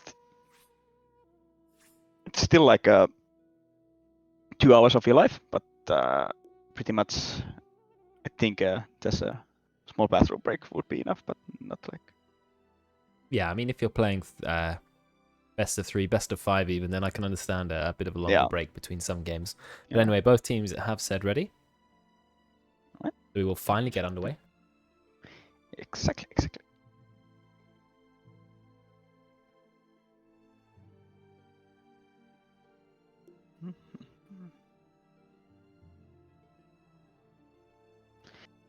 We still need to figure out first choice, I think. Okay, so till I respawn, get to choose. They want last pick. Means they get second and third pick in the first phase, which is often quite an important choice. It lets you pick a combo of heroes together. Yeah, but it also last pick always gives you the ability to pick your mid last. True, if you want to. Or yeah. safely. Yeah. And especially in higher tiers, I think it's much more better because like you know what to counter. And if your mid player has like a really big hero pool, you can like be like, okay, if he picks, I don't know, Monkey King, I'm gonna counter that guy on mid. Looks like we're finally into the draft, so time to show our faces again and begin Game 2's drafting scene. So, let's see if they repeat the drafts. They do start with the same ban. Ancient Apparition is going to go straight away. Yeah, I agree with this ban. Now, who were the bans last time in Phase 1? I can't remember exactly. I don't know if you remember what they were. It was from Teams Spawn. It was it were quite interesting bans. They did ban the Jakiro. Okay, they didn't like playing against the Jakiro. They thought, yeah, we're going to get rid of that. It was very irritating to play against. Yep, that is true. Easy for us to see which team is which because Chainsmokers are on Radiant twice in a row until our respawn is on the Dire. So a bit of Radiant versus Dire revenge. 5 seconds remaining. Exactly. And Darksin. Okay, that was the same ban? That was the same ban? Yeah, I think so, yeah. I think this is the same ban from Chainsmokers. Clockwork. Clockwork was last time. Yeah. So Clockwork they could and do it again. Disruptor. Yes, Disruptor, which was quite an odd ban. So if they let through Disruptor or Clockwork, will they get picked? That's what we need to find out because I doubt. Chainsmokers didn't pick Clockwork or Disruptor last time, and they weren't banned either. So I'm not sure if it's something they're thinking of playing anyway, but we'll have a look. Witch Doctor, they banned both of their supports. They're going to have to go for a completely different set of supports. They have got first pick, which means they could take the Lion if they wanted to. Lion is a really powerful hero at the moment. That is true, that is true. But other options are available, of course. Plenty of supports in this game. Winter Wyvern is free, which is a top tier at the moment. I think, and there's no AA to play against, so yeah, good time to pick Wyvern, yeah. Yep. But that relies on someone actually playing Wyvern, which is yeah, it's not a straightforward hero. It takes a little bit of practice.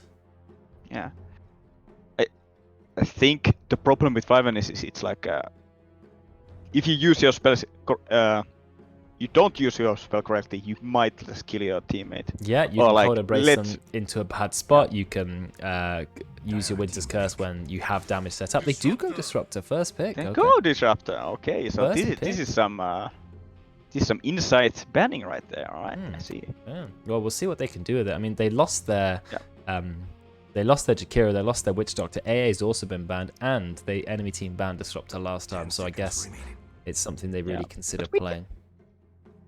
But we didn't see Disruptor yesterday at all. No, not at all. Not even banned. That's well, now they're picking it. I mean, maybe they've it's their secret strat. They were saving it for later. I'm not entirely sure, but anyway, the Till I Respawn are going to have to respond to Disruptor.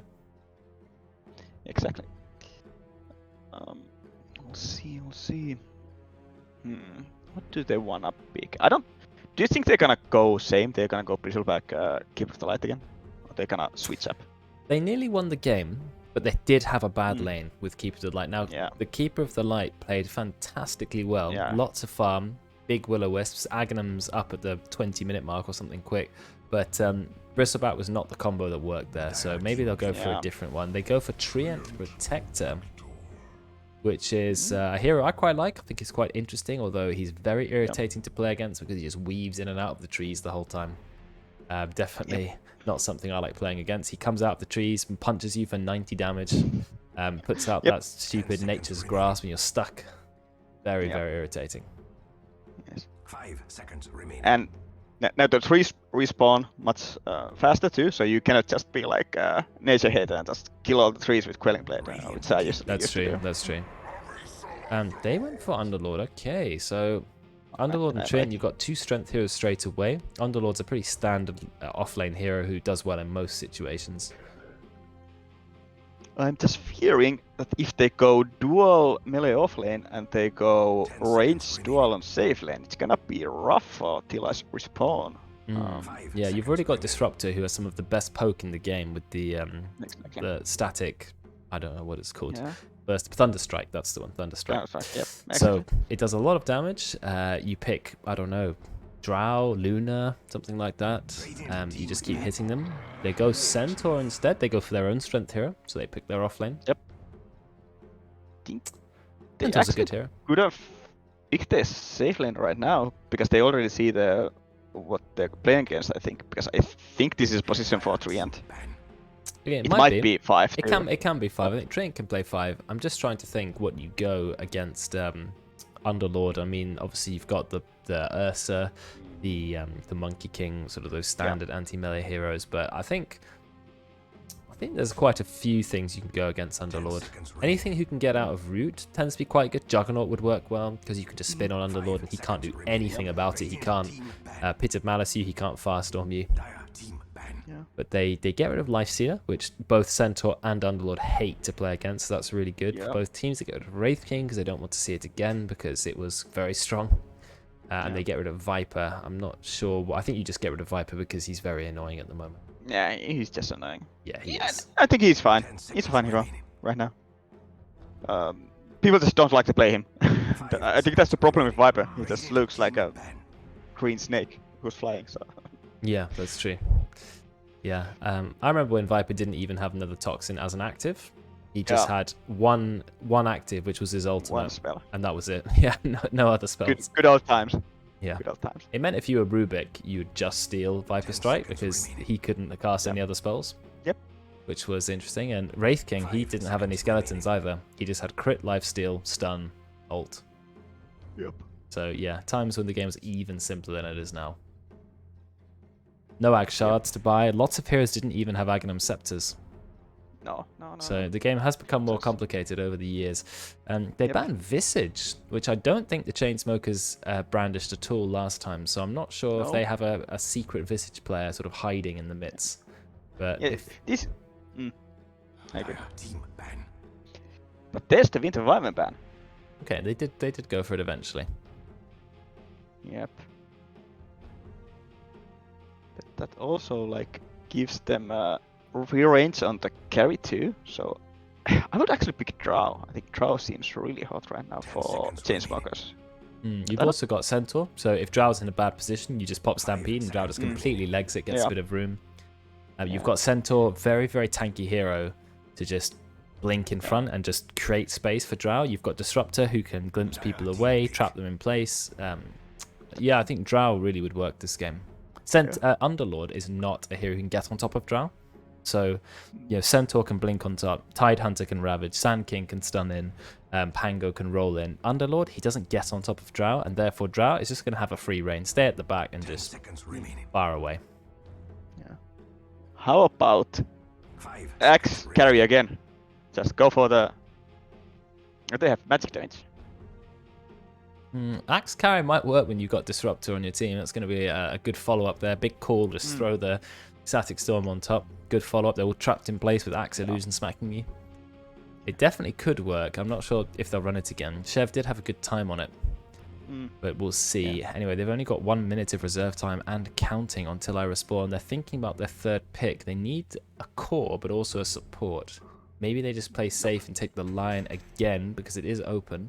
Or do they take Ursa? I think they just need a range support right now. Somebody who can like be a bit farther away. Just hit spells. Let's see. 35 seconds now.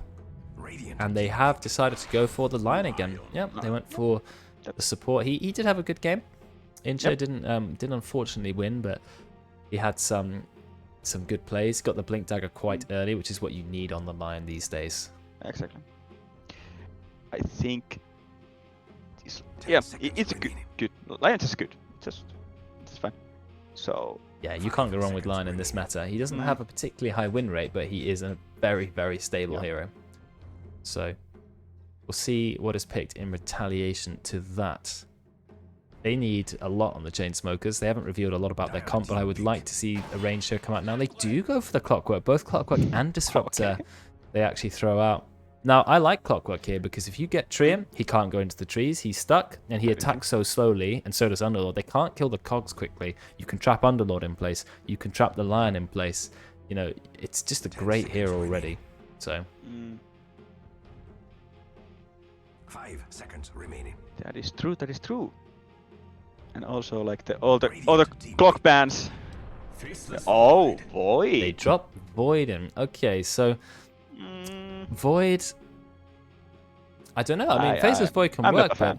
but I think you need a bit more damage to throw into the Chronosphere at the Yeah. moment. So far, you've just got Firestorm Wave, and that's pretty much it. So, Pretty much 10 it. seconds remaining. yeah. Exactly. And Faceless Void, he now gets to play against. Okay, they picked OD. They picked OD maybe for the save. Void Chronos, you either Astral the Void, or if you can't get that close, you just Astral one of your teammates. Astral lasts for 4 seconds, so that's pretty much most of the Chrono gone. Yeah. OD. OD is also like a really solid pick again. It's OD. Always strong.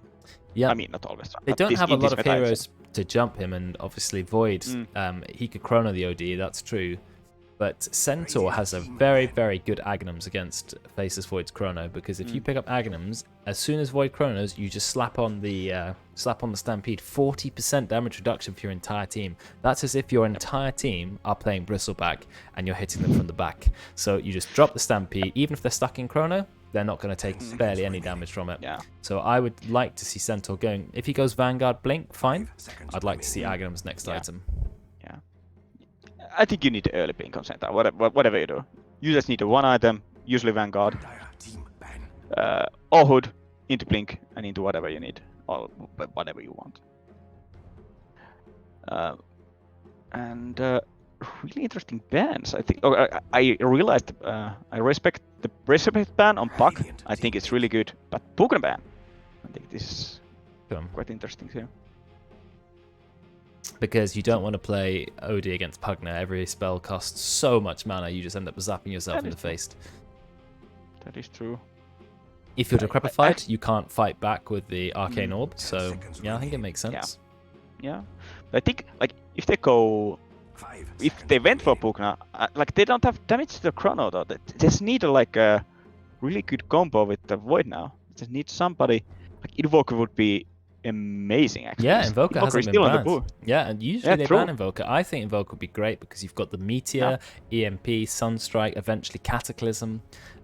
You can just go Cataclysm, Refresher, Cataclysm, Yeah, and exactly. just one-shot the entire enemy team with a good chrono. I think they, yeah, this is really good Invoker game. Just hands down. Yeah, to combo with the Void. Void's chrono has a very long cooldown, I think 160 seconds, so it's nearly 3 minutes. I think that's what it is. That's off the top of my head. But it means when you have the chrono, you want to kill the enemy team in it, so you need stuff to throw inside. The Radiant are thinking about what they're going to pick. They already have OD to save people from the chrono. They need a POS 1. A POS 1 who can deal with Faceless Void, but Wraith King was banned themselves. There's no Luna either. Dire I think team Terrorblade would be good here. Spectre. Okay. Spectre. Yeah, I like Spectre because Faceless Void has a hard time killing Spectre. She's a very tanky That is hero. true. Because That is true. unless Faceless Void is going to go Silver Edge, you're not really going to take away the dispersion. Faceless Void then hurts himself in return. It's going to kill Lion easily. 10 seconds You know, remaining. it can find Tree and Protector in the trees. If you have engaging from, 5 you know, seconds Centaur War and remaining. ults in, you're having a big team fight. Disruptor gets a good hold. Spectre just presses Horn immediately in the fight, kills everyone. If you get like Blade Mail also, and then did Centaur had a like a Retaliate aura at some point? He Didn't still has win? it. 25, level 25. Oh, all right, yeah. Just get to 25 and just Yeah. sit in front of them and be like, hit me, please. Yeah, You're gonna and die. even if you hit someone else, you hit Spectre, well, she's retaliating now as well. So Yep. So now Spectre is an interesting Yeah. hero because Spectre has gone through so many different item builds. We've had Urn of Shadows, Drums, Double Drums, Blade Mail, Necrobook, Radiance, Midas, you know, Echo Saber.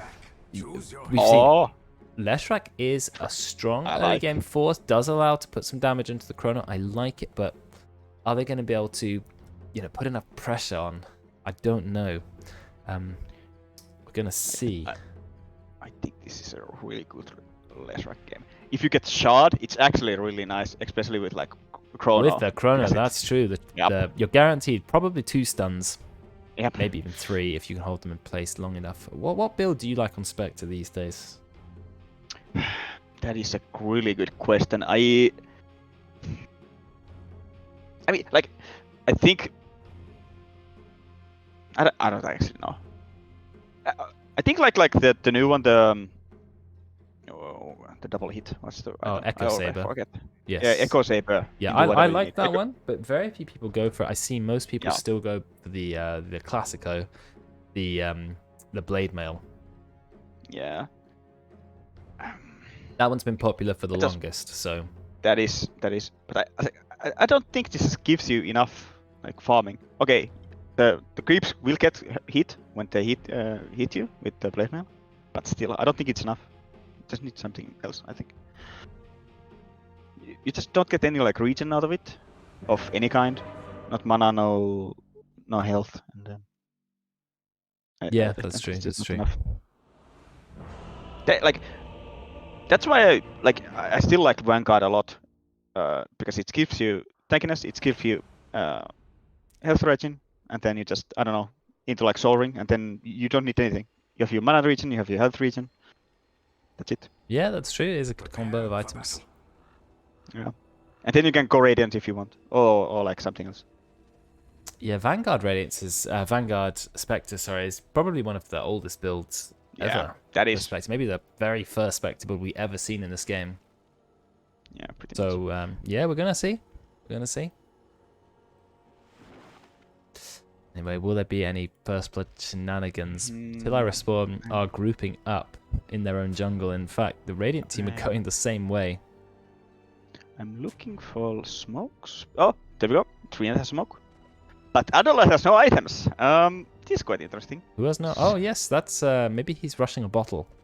I don't know. I think he just made a mistake and he's going to send them in. I mean, he needs some items. 30 seconds to battle. Faceless Void min-maxing. I appreciate it. Look at that. He's moved his courier closer so it can save about 2 seconds coming out of base. Oh yeah. I like it. I like it. Very nice. But they do have smoke. They are actually going to smoke with one here. It is behind us, the Faceless Void. And it looks like they found the Clockwork. He does have boots first. Immediately gets hit by the Earthspike. They get the stun split Earth, and that is going to be a kill fast. I'm landing on top of him. They even have the Nature's Grass. They throw everything at him. But they only take one bounty. So that is the cost for getting first blood. You use all the bounties. Well, for one of your bounties. Oh. One is still not claimed. They do have a stun in the mid lane, but I think Honey Badger is going to be okay. They do not want to be diving a tier 1 tower at 15 seconds into the game. Now, who picked up that first blood? It was picked up by Carcrack, so the Underlord, who still has no items, is going to get first blood. And has he sent something to him? Yes, he sent an entire Soul Ring as well as a Quelling Blade and 2 Iron Branches, but that's no regen whatsoever. No tangos, no mangoes, no salve, just a Soul Ring. Which Same build from the last game, by the way. I think he immediately went for Soul Ring. I mean, I like Soul Ring, but I think he just needs the health regen before it. Again. Well, Soul Ring used to give health regen, but not anymore. And when there's a Disruptor on the team who's just going to be absolutely smashing you with Thunder Strikes, I think you're really going to struggle. You're not going to have the health to use Soul Ring, but Yoshi's taking a lot of damage from Soju. Not in a great position. Gets hit by the Firestorm Wave. Is going to be okay. A couple right clicks, but does have a salve to use. Yeah. Okay, so that is the... What's happening on mid? I think mid now this time is more interesting than any game we cast actually, because like Lisra can actually like kill this OD before he gets the what's it called? Meme Hammer. Oh, we'll have to see, because I think the Meteor Hammer is pretty good against Leshrac. And Treant Protector was walking through the trees behind the tier 1 tower, but accidentally led his courier through the creep wave and lost it. Right, well, let's find out what happens. We'll keep having a look in the mid lane, because it could be exciting, but we'll see. The OD is actually not rushing Meme Hammer, which is a very different style of build. He's gone for a Null Talisman. He's queued up Treads. I usually see Meme Hammer rush. Oh no, there comes another courier kill. Treant gets revenge, just punches the courier. 94 base damage, so no problem killing it. Alright. Meanwhile, Disruptor just drinking that Kool-Aid. Getting clarities like you should. Top lane gives you a double melee lane for the Radiant for Chainsmokers. They've got Clockwork and Centaur. But I think if Centaur just gets Vanguard and maxes out Retaliate, he can just run straight into the Faceless Void. Faceless Void can do nothing against Retaliate. Yeah. Again, it's literally like the last game. Dia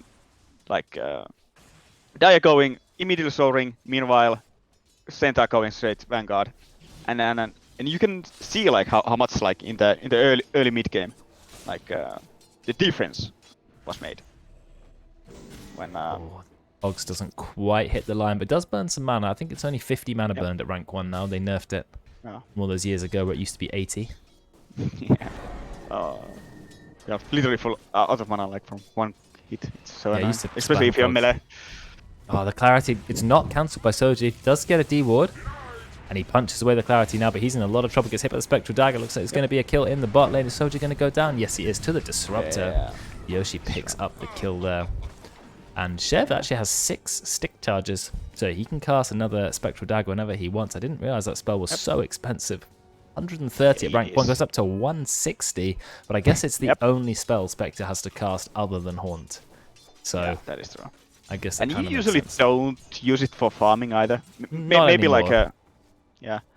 But I think if you go Soul Ring, actually, if you go Vanguard Soul Ring, you can use it to farm. True, it doesn't do a lot of damage, but they're going on Yoshi. They're hitting a really hard. They root her in place with a Pit of Malice, and that is going to be a kill. So immediate revenge kill. And they actually throw out the tip. Wow. Not sure if that was warranted. Honey Badger does have his courier at the secret shop, sending in that ring of health, and he's only 600 gold away from the vitality booster. As soon as he gets the Vanguard, he's going to be very aggressive on this Faceless Void. Exactly. I think there's no way, even with the Chronosphere, I don't think this Centaur is gonna die. Different build on Kieras. Look, he has not only no Meteor Hammer, he's maxing out Arcane Orb too. It's a very different style of play. Yeah. This is really old build. Yeah. That's true. I think We'll see. Meteor Hammer is just too good. The Unknown Corner already getting some tower damage off rank 3 Diabolic Edict. Okay. He's just like, oh, I'm gonna take your tower. And you Yeah. can't do anything. As soon as you leave, tower's gone against Leshrac. Yeah, pretty much. Yoshi being punched in the face, but is under the tower. Can't be diving the towers, guys. I just realized that Leshrac is really good against like OD. If you like Astral Prison yourself or anybody else, you just literally set up your Astral for Split Earth. So That's true. He's got to that be is- careful about astraling defensively.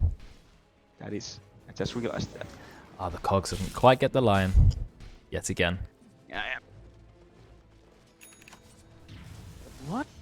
What items do we have on supports, by the way? I just realized. Okay, mana boots on Disruptor going on. Clockwork The is top lane, but the Faceless Void is okay. Yeah, Lion's got Yeah. nothing yet, probably trying to get those Tranquils. Yeah, we were talking about like they cannot kill the Centaur, but I think it's the other way too. They really can't kill yet the Void. They're trying to kill the Spectre, and not quite enough damage. Yeah. Everybody's so tanky in this game, I just realized. Yeah, Except like Leshrac and Lion. Leshrac and OD maybe. There are a couple of supports easy to kill, maybe Lion and Disruptor. Yeah. But yeah, Yep. you have many tanky heroes there. Yep.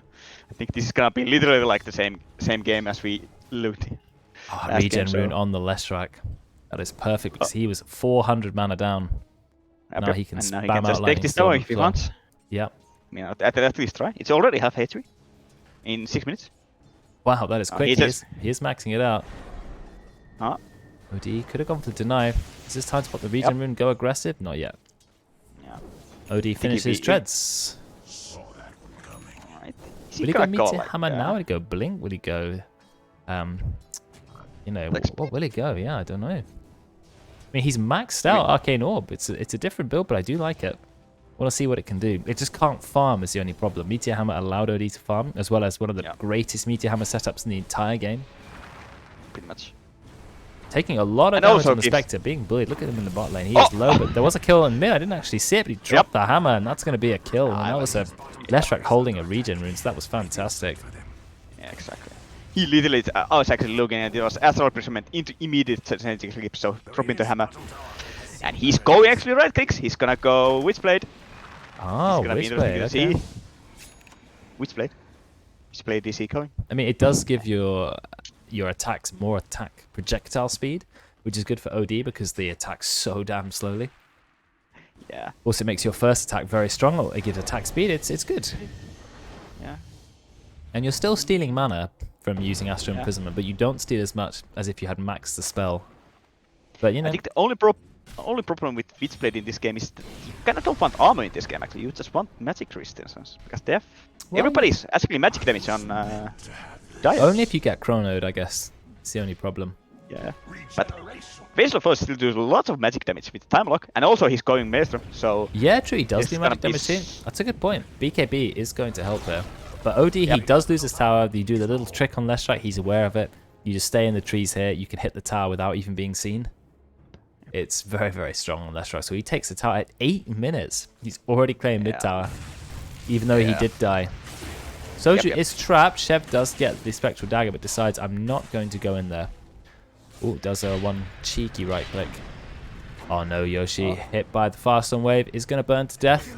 There's a tick. Can't crack, actually 3-0-0. No kills on the Spectre, but 3 kills on the Disruptor. Oh, he had First Blood as well. That's where the other kill comes from. He's much, much better landing things than that one. That one's a total disaster, and now he's... Yeah, true. And he's got Soul Ring and Arcane Boots, so plenty of mana to spam away. Yeah. Almost like too much mana. I think it's literally like if you get Vanguard right now, it would be perfect. Yeah. But I fear that he's gonna go Mechanism, which is not the play here. I think you just go Vanguard into whatever you need. Yeah, I don't want to see a Guardian Greaves rush here. Yeah. Oh, I see Leshrac going to top lane. Rainbow They get the TP? stun on him.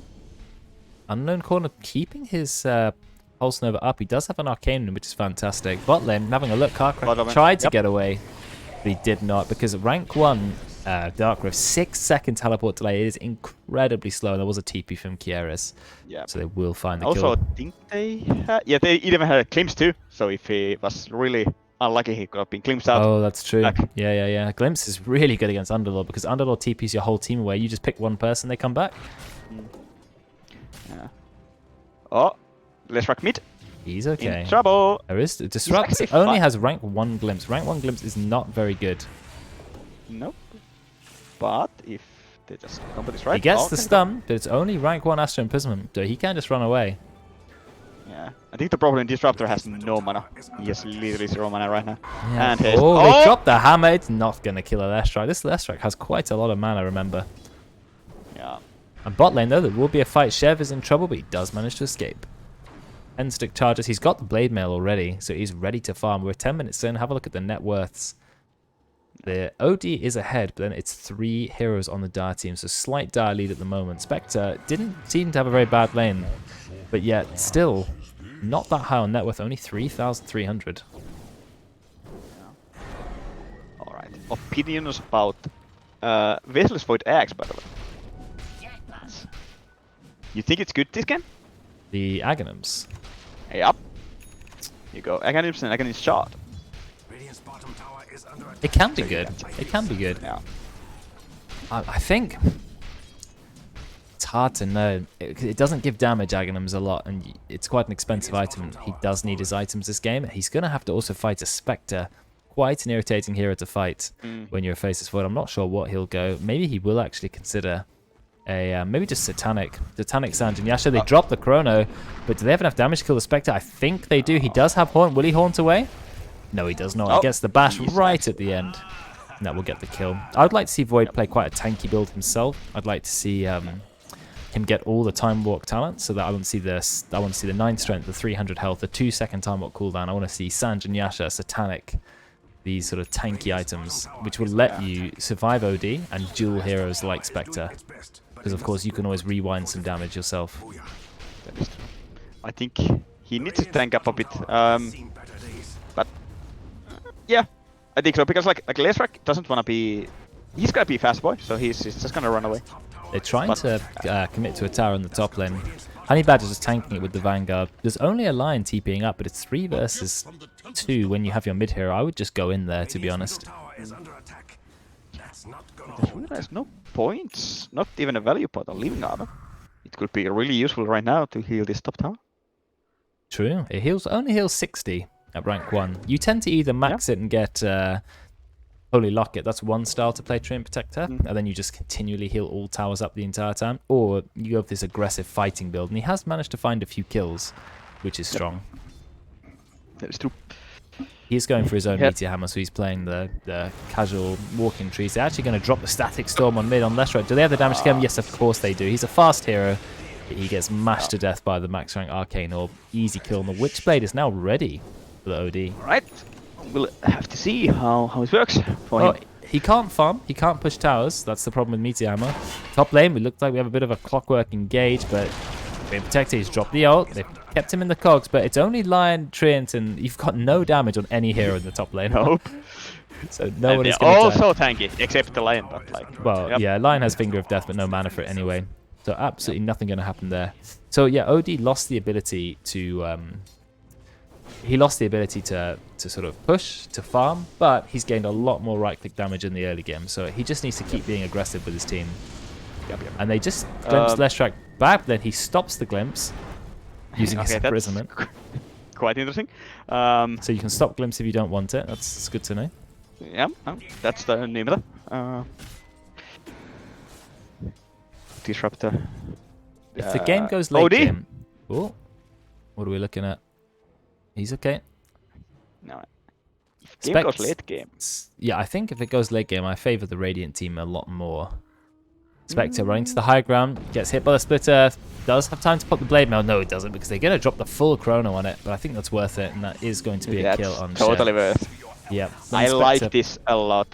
From Yeah, Void. Not really aggressive. Yeah. Like, I think you should fight every time you have chronos here. It's like, again, in my opinion, cooldowns are meant to be used. Yes, yeah, Especially yeah. on like I agree. Chronosphere. Radiant Protector is running away in the trees. There's 4 Radiant heroes top. And yeah, I agree with the Void. I think the Void is good to be dropping the chrono as soon as he has it. He's also building exactly how I wanted him to build. A Maelstrom, but then into Sand and Yasha. I hope he picks up Satanic next. And he did go for the Strength talent as well. So I'm fully behind his build. Yeah, me too. Only addition to my build would be the axe, but yeah. When do you slot the axe in then? When would you pick that up? after SNY. Okay, SNY into axe. Yeah, sure. Yeah. You've got the Maelstrom, then- that can proc. Yep. And then you go shard, and then you build whatever you need. Not think quite it's- unknown corner with enough damage to kill Honey Badger, because he does have a Hood of Defiance, and his Centaur highest strength gain in Dota, 4.6. Yep. Incredible. That's a thick ass boy. Can they get the Treant Protector? Yes, I think they can. Now they don't have Meteor Hammer to follow it up, but Yep. they've got that Witchblade. Oh, and they dropped the Clockwork Hook as well. Yep. He is going to go down pretty quickly, but they need to do a little bit more pushing. They've only taken 1 tower so far. Can they get the unknown corner? I don't think they can. They could run at him with the Stampede. I would probably have they Stampede. should. Never Oh! mind, they actually get him with the Oh. Glimpse. They have rank 3 Glimpse. Is he going to Very escape? nice. No, they, again, don't quite get him with the cogs, but then they get him with the stun. They're actually going to drop the Static Storm. Maybe a little bit of an overkill, but, you know, a kill is a Overkill kill. is the best kill. Yeah, yeah. We'll go with that motto. Yep. Yeah, I think like the more of the problem not going the Meme Hammer is that they have nobody to click these towers. They have no tower damage at all. Yeah, absolutely none. Who's gonna... Sentai, as a Sentai, you kinda wanna be behind and just like blink in and get that release a Soof Stump, not clicking the tower. Also, the Spectre you wanna haunt in, so nobody's gonna click the tower. Yeah, Spectre is It's gonna be this... Spectre is great at doing lots of damage in team fights, but absolutely useless at taking towers, this hero. Yep. Sorry, Spectre, it's not on you yourself, but it's just the hero cannot take towers. Yep. So It's not you, it's me. it's the tower. It's the game. It's unfair. Exactly. But yeah, I mean, neither team can take towers that quickly, apart from one hero in the game is good at taking towers, and that's the Leshrac. Yeah. So if he can get to a tower, then yeah, he's going to kill it easily. Exactly. So Dire have that option, but Radiant, Yeah. not quite so much. And the game's quite passive. Odie's blinked in. He's blinked. revealed Blink Dagger already. And I think Karkrak's going to go down. Unboard might be tanky, but they drop the Chrono. Is this enough to kill OD? They drop the Finger of Death straight away. Yes, they are going to bring him down, but Karkrak actually lives right on the edge of the Chrono. Beautiful play from Till I Respawn. They then drop the ult from the Treant Protector. Centaur ult does absolutely nothing. He's going to get chopped down as well. Double kill for the Leshrac. Beautiful play. Fantastic Chrono. We're just going to watch a replay of that. Yeah, that was really nice. On the last seconds and didn't even hit. The Underlord. I don't think even in Divine Bracket people can pull that off. Yeah, that was it was an absolutely perfectly placed chrono. You see, they went on the Underlord, set it up. You've got the Witchblade, even the Clockwork Ults. You think, oh, he's definitely going to go down, but you did not expect the Void to be there. And yeah, like you said, absolutely perfect placement. And then the Yules, that also goes from the Leshrac, which saves the Underlord. And so they have not a single casualty. Yep. Just an absolutely beautiful play. And the mid tower, it got fortified. They got it to half with the Diabolic Edict. And looks like there's a bit of a, not a gank here, but it's just being irritating to the Spectre. Yeah. Yeah, this the word gank here is not applied. This is just being annoying, I think. Oh, he brought the entire Radiant team there, so I don't know. I mean, space. Yeah, so much space, actually. And you're still farming. You're still getting something.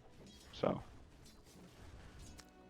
But on the other news, I think, like we were talking about it, Underlord did wait for counter increase. He did, okay. I mean, it's never a terrible item. It does provide some good heal, but maybe I would like to have seen him with a different item this game. Yeah, I think the problem with Guardian Crew is that there's just much more better item to do the same job. Like, Ooh, the Unknown Corner in a little bit of trouble. Doesn't have the mana to use himself because Yules is very expensive. Kieras just blinks in and immediately collapses him. Carcrack, they do get the stun though, but I think this is now good for Kieras. Look at him just destroying everyone. Drop the up. Nonas has to immediately blink away, and Carcrack, does he have time to channel his ultimate? He better start using it right now or he is going to die. But actually quite a lot of damage going into them. They're trapped in the cogs. They actually lose Kieras, they lose Woody. And Honey Badger now has to try and run away. Do they have any catch for him? Yes, they do slow him down. They then get the stun on him. He doesn't have War Stomp. And that is going to be 3 kills. That was a surprise turnaround. They lost the Leshrac really early, and I thought that was maybe game. But then they turned it around. I think everybody jumped into Firestorm, and then they were Clockwork Gogs also, and there was just so much mayhem inside this Firestorm, which killed them all. I think this Firestorm is really the most underrated spell. It does hit very hard. It does percent damage. Shev is now in a lot of trouble. Doesn't have Horn. Doesn't have Spectral Dagger. Well, he can't use it because the time dilation is just completely preventing it from ever coming off cooldown. I mean, it's how much is a slow? 60% cooldown slow. Now, Carcrack, he stayed way beyond his welcome trying to take the mid tower, so he will go down. But they had time to kill the POS 1, and that puts Void even further ahead. Fantastic play from him so far. 4-0-5. He's already got Sanj and Yasha. If he picks up the 300 health talent at level 15, I'd say it's absolutely perfect. Yep. So we'll see what he does. Agree. Yes, and he does go for it. He went exactly the build I wanted, exactly the talents. I think he's just playing absolutely spot on. Yeah. I think this BKB might be a mistake, though. Does he need a BKB? I don't think he's in a hurry for him. As I said, I would probably be going Satanic. But anyway, they drop the ult on the Centaur. They try and go on the Void, but they cannot get him. But there is a bit of a kill going on in the bot lane. Who have they caught? They've caught the Leshrac. He's already used Yules. He is going to go down. In return, they thought they might try and kill the Centaur, but instead they're going to back off. But there's a TP in from Carcrack. He's thinking about going in. In fact, he does go in. He does collect the Centaur, but then look at the damage goes out onto the Lion. Just immediately goes down. And you can't stop Kieras. He's just destroying everybody. Yep. This OD is an absolute beast. Yeah. And now he they does have a lot of damage. Yeah. He does. And he gets BKB. He's going to be basically unstoppable. Yeah. They still have the problem of nobody hitting the towers though. They took a massive fight, but what can they do with this? They can't do anything. Nobody wants to click this tower. That's true. They really, really, really badly need some tower push. But I mean, Centaur can tank towers, at least the tier 1s. Yeah. Pretty easily. But still. Like, I think this build would have been better if it was Meme Hammer into Witchblade and just play it safe and just like use the... And just like, you need some tower push on this team right now, I think.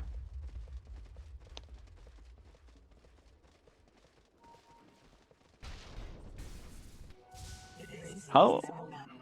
Alright. I don't know what they're going to do. Spectre is going Diffusal, which is going to help a lot. Diffusal, the thing about... I have this opinion. It might not be the right opinion, but I really, really do not like Yasha that doesn't build into anything straight away. I would only take Yasha if you're making Sanjin Yasha or Manta. I would never take a casual Yasha, but I know some people love a casual Yasha. So I'm never sure. I would rather just get the Diffusal Blade 2,000 gold quicker than have Yasha and half of a Diffusal Blade. That's kind of my opinion. We're chasing the Faceless Void, but he just drops the Chrono, and I think he's just going to get a kill on the OD. If he gets one more bash, yes, he gets final bash, but then he does get caught in the Static Storm. Do they have damage to him? They don't, because he's so tanky. That's the power. That's the power of going pure tanky. He even swaps his treads to strength. There's a TP, and they bring the Lion with them, but they do not have a blink. They do actually have a blink on Lion, but it was on cooldown. But will they escape? They have no blink on the Centaur either, and the Leshrac is so fast. Nice hoof stomp though. Yes, haste. Yeah, he does. He's going to chase. I don't know if he has the damage. They get a kill on the Lion, or at least they're trying. Lion has been brought down. The tower goes down. That's good, because the Dire needs some tower push. And they're just chasing that Centaur. His hoof stomp, it's only rank 1, so the cooldown is 18 seconds, and Honey Badger is going to go down. They find him with the haste stream. Dire in a great... That was a fantastic chrono. Then he survives it as well, because his build is so tanky. Yeah, pretty much. I think this Spectre needs to be online right now. They need him a lot. No mana for Haunt, so didn't turn up to the fight. Nearly has Diffusal Blade. I think even if he had mana for ult, he couldn't fight because he needs this next item, which is gonna be Diffusal. I think in this game, I like him going straight into Diffusal, even if he don't go Manta. Only because like he needs to fight earlier than he usually wants. But I think Manta. I mean, Manta does have quite good damage. That's true. I mean, look at the mid tower. It got hit by one Meteor Hammer, which did 400 damage to it. So they have Dire have a bit of push. They've got a Meteor Hammer. They've got a Leshrac. Void is level 19 now, and nearly has BKB. When he has BKB, he is going to be so tanky. What's happening here? Kieros is just going. I mean, Carcrack is out of position. Is going to get killed. They do have the Guardian Greaves, but of course he can always drop the Sanity Clip if he needs to. Guardian Greaves is dropped. Is he going to drop his ult? No, he doesn't even need to. He's just going to right-click them to death. Incha goes in to save Carcrack, but actually they do drop the Sanity Eclipse on a Lion. I think that was a little bit hasty. I know he does have a Blink Dagger, but anyway, that is an easy double kill for the OD. And I think he's finished his BKB, which hopefully helps him out next fight. But can he get the BKB off before he gets stuck in the Chrono? That is the question. Yeah. I think OD just needs to play careful until he sees the Chrono. And when he sees the Chrono, he just blinks in, does the imprisonment on anybody who's in the Chrono sphere, or the Void himself, whatever, and then just go ham. Just pop BKB, and what can they do? Nothing. Exactly. After Chrono sphere is used, this OD can just go ham. Yes, he can. He's basically unkillable when Chrono is used. But that means that Void is going to do everything he can to Chrono that OD, and they don't have a lot of save for him. He can BKB now, so he can ignore Disruptor, he can ignore Centaur, Clockwork, pretty much everything as he kills OD, but he's going for MKB to pick up a bit more damage. They've smoked with a 5-man, and did the Radiant see the smoke? No, Radiant have absolutely no idea. They're also completely split. Yeah, I think the problem is that they do not want this. They found Clockwork, but they found him. They're going to have to take him. It's a free kill anyway, so they're going to take him, Oh, Void was thinking. He didn't go for it. Well, a kill's a kill. They can take the tier 1 and tier 2 tower in. I think they actually could even go high ground a bit. Or Roshan. They're thinking Roshan. Oh, Roshan's easy. You've got Edict. You've got Void, who's tanky. 5-man team. Carcrack to tank. Yeah, there we go. Final. Let's go. Alright. He's actually using Pulse Nova as well. No, it's a lot of mana to take down Roche, and obviously Roche has 50%, 55% magic resistance. Radiant doesn't know. Aegis is great on Leshrac. Leshrac went for a nice item, Kaya and Sanj, bit of mana regen. I like. Bit of status resistance, 25%, is it? Yeah, it is, 25%. Yeah. And also boost of travel use, fast boy. That's true. This is a one fast pony. Yeah, and he can always TP back to base if he needs mana. Has 5 extra mana regen if he stands in the river. Yeah, exactly. Which is nice. So yeah, I think high ground time. Let's go. I agree. I think Leshrac should push in another lane, and when Chrono is cast, he just TPs into a clear wave, and then they're gonna take a fight. I think that's how they need to play. They're a bit split at the moment. Leshrac is just running back to base to pick up some mana. But he has to put a travel. He can just join them right now. Anyway, just. I mean, Aegis is on Void, but Void is very tanky, so He should be looking to hit the high ground. Blink away immediately from the ODs. He's got no blink for 14 seconds. They're going to hit Meteor Hammer on the tower as well. There's no glyph. Nice. But it's time to do some big damage. The tower actually gets mini stunned by Meteor Hammer, which I find quite interesting. Yep. I don't know why it does. It doesn't say anywhere on the tooltip that it stuns buildings, but it actually does. But I don't know if it stuns them for as long. Maybe towers have status resistance. No, they don't. I don't know. Anyway, they're slowly going to take the tower because they can just continually spam Meteor Hammer like this. I don't know if that Meteor Hammer actually hits the tower. Oh, no, it does absolutely perfectly max range. Yeah. And the tower is going to eventually go down a little bit longer, and it's going to die. And I think they literally just talked about last game and was like, oh, they dropped the OD ult, but the Faceless Void, he does manage to just time walk away, so he does not take a lot of damage. He still has the Aegis anyway. The tower finally goes down. Pipe is up, but it does not do enough to the towers because the tower's not taking much magic damage. They're going to get Meteor Hammered now, but it's too late. Yep. I mean, they're just slowly... No one wants to fight. The Dire are just chipping away at the tower from max range. Yeah. Faceless Void, they're trying to go on him, but the Clockwork, he accidentally hooks the OD. Yeah. I mean, no one wants to fight. I think this is very fine for Dire. And Radiant, they just can't. They are far behind. Yeah, I mean, the Edict items. Edict has such range. You just kill the tower from a distance. I mean, you can hit it with a Meteor Hammer now if you need to. And that's going to finish it off. That's enough damage to finish off the tower. Now they can leave. If they calculated it correctly. Yeah, they can. They did the math. Oh, they did. They actually did. But Faceless Void goes in just to check. He actually goes away. Time Walk defensively. They get hit by a static summon. It's 3-person. They use the Haunt spot, but now we've got a great ultimate, the Overgrowth. But Kieres, he's here with his BKB. He's got no ultimate. Tries to kill the Void. I think he's got to kill on Void, but Void, of course, will come back to life. No, he's not even dead. He's actually fine, but the Leshrac, he dived way too far in the base. They're going to lose the Treant Protector as well. Void goes in. He tries to Chrono, realizes he can't quite get it. I think he's going to have to leave because he's lost some of his team, but the Leshrac actually buys back and is already here again. Maybe they want a second lane of Rax. They got to be careful. If he dies back, it's going to look bad. Yep. He's fine. I think he needs a BKB on this list. And then there's nothing they can do. Yeah, he's just hit level 18, so that's more Pulse Nova damage. He does need the BKB. I've never seen someone take the Lightning Storm damage talent, but it's 100 damage on a spell with a 4-second cooldown. It seems pretty good. Yeah. I think the thing about movement speed is like if you keep stacking movement speed, you'll just be too fast for anyone, and you just like chip chip. Yeah, I think 445 is probably enough speed at this point. Nah. You need to be. You need to go max speed. 550. Yeah, 550 or go home. Yeah, maybe true. Oh, they're trying to kill Centaur. He's a tanky hero. Void still has the Aegis, still has Chrono, has a Demon Edge now. He did go, he went for all of the right talents. Time Walk one as well. He just Time Walks away every 2 seconds. They just can't kill him. Yeah. The tower is now half HP. They are still sieging the tower. Treant Protector's TP'd him. He's taken the outpost. He's going to start walking his way. They need the Meteor Hammer. Great for sieging high ground, Meteor Hammer. Yeah, where's the Swient? What are you doing, boy? Here he comes. Get your ass in there. Alright. I mean, he's not the fastest hero. I'm going to keep that one for him. But right, Meteor Hammer. He's just walking up. He's walking into the trees. He just completely walks through them. Does not care. He don't care. He no cares at all. Can he fire out the Meteor Hammer? Is he going to do it? Is he waiting for Overgrowth? Actually drops a sentry. I almost can't see him on my screen. He's so far down. Again, this is one of those nothing is really happening. Neither team want to fight each other. They just need to Meteor Hammer the tower. I mean, I think this is a really good play from Dire. Literally what I wanted to do last game too. This was exactly how they needed to play. And now they just took a few. They go in with the Overgrowth. Is there going to be follow-up? We're still waiting for the ult, but then the Faceless Void is pretty low on HP. He needs to hold Chrono. They drop the hammer on him.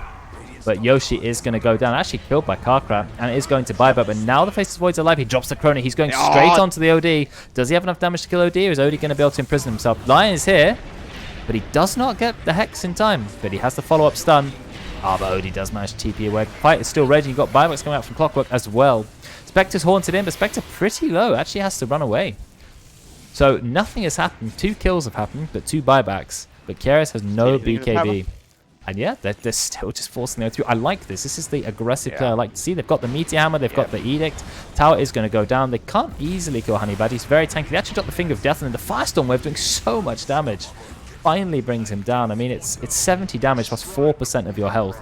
And it does 4 waves over 8 seconds, I think. No, 6 waves. 6 waves over 6 seconds. Yeah. And they get the melee racks and they're just going to leave, which I think is fine. That's it, done. Radiant's top tower is This is under exactly how I wanted them to play last game also. Yes, But they just didn't want to do it for some reason. And now they, I don't know whether watching us last game or what they were doing, or was the coach like, dude, just go high ground, you are so strong. What else happened in the meantime? Whatever they talked is working. And this is It's like This they is how you do it. listen to us and they're applying it because they're not scared to go high ground. You know, they're only 4 kills ahead, but actually they're 14,000 gold. This Faceless Void has just run away with the game. 18,000 net worth. He's not died the entire game. He's now got Monkey King Bar, which is going to add a lot of damage to the hero. Yeah, that is true. And next Roche is not up for a while. 1 minute till it may respawn. Yoshi. Oh, Yoshi goes to the high ground. Just Oh, immediately going to get killed. But Clockwork engages on Carcrack, but Carcrack is not that squishy, though. He has found the one hero who can do massive damage to him. He's got to escape. Maybe Heaven's Halberd would have been the choice there, because you can halberd the OD, stop him attacking. He gets 4 staffed away. He's going to be okay. Monkey King Bar is ready, as you've seen. 40 damage, 35 attack speed, and the chance to do that big proc. Like, if Underlaw went Vanguard into a Heaven's Halberd, it would be actually amazing in this game. Because then you could actually tank this OD. If he doesn't press BKB, you can just be like... Yeah, 5 is he second blixing? halberd. Yep. He's V Halberd. He can do... Oh, look, check it, the actually. Radiant don't know. There's 2 dire heroes here. Yep. Kieras has absolutely no idea. Yeah. This is really good positioning from Daya. This is exactly how you do it. They've got Meteor Hammer. This is the last tier 2 tower in the game. Yeah. Are they going to engage on Underlord? Not the hero you want to engage, and they don't realize the entire team are hiding in the trees. And now they're going to go. But Clockwork, he's found 2. OD is going in, he's dropped the BKB. Can he kill the Faceless Void? Faceless Void just drops the Chrono. He's starting to go on him, and Treant Protector holding them in place. And there's already 1 kill. OD is going to go down. That is the biggest kill. He's going to buy back straight away. Incha, he finds the Finger of Death. It's going to kill Honey Badger. Absolute slaughter. And Radiant heroes dropping like flies. They even killed the Spectre. Yeah. Just no chance for the Radiant to get in there. They have to drop the buyback, because that's buyback on both of their cores. They're now 21,000 gold behind. They've got their last lane of racks. You've got all the lanes pushing in as well. Exactly. Kieras does a lot of damage. He cannot kill the Faceless Void. He just time walks absolutely everything. Yeah. And he's tanky as well. He's level 22. He's got nearly 3,000 HP with treads. Yep.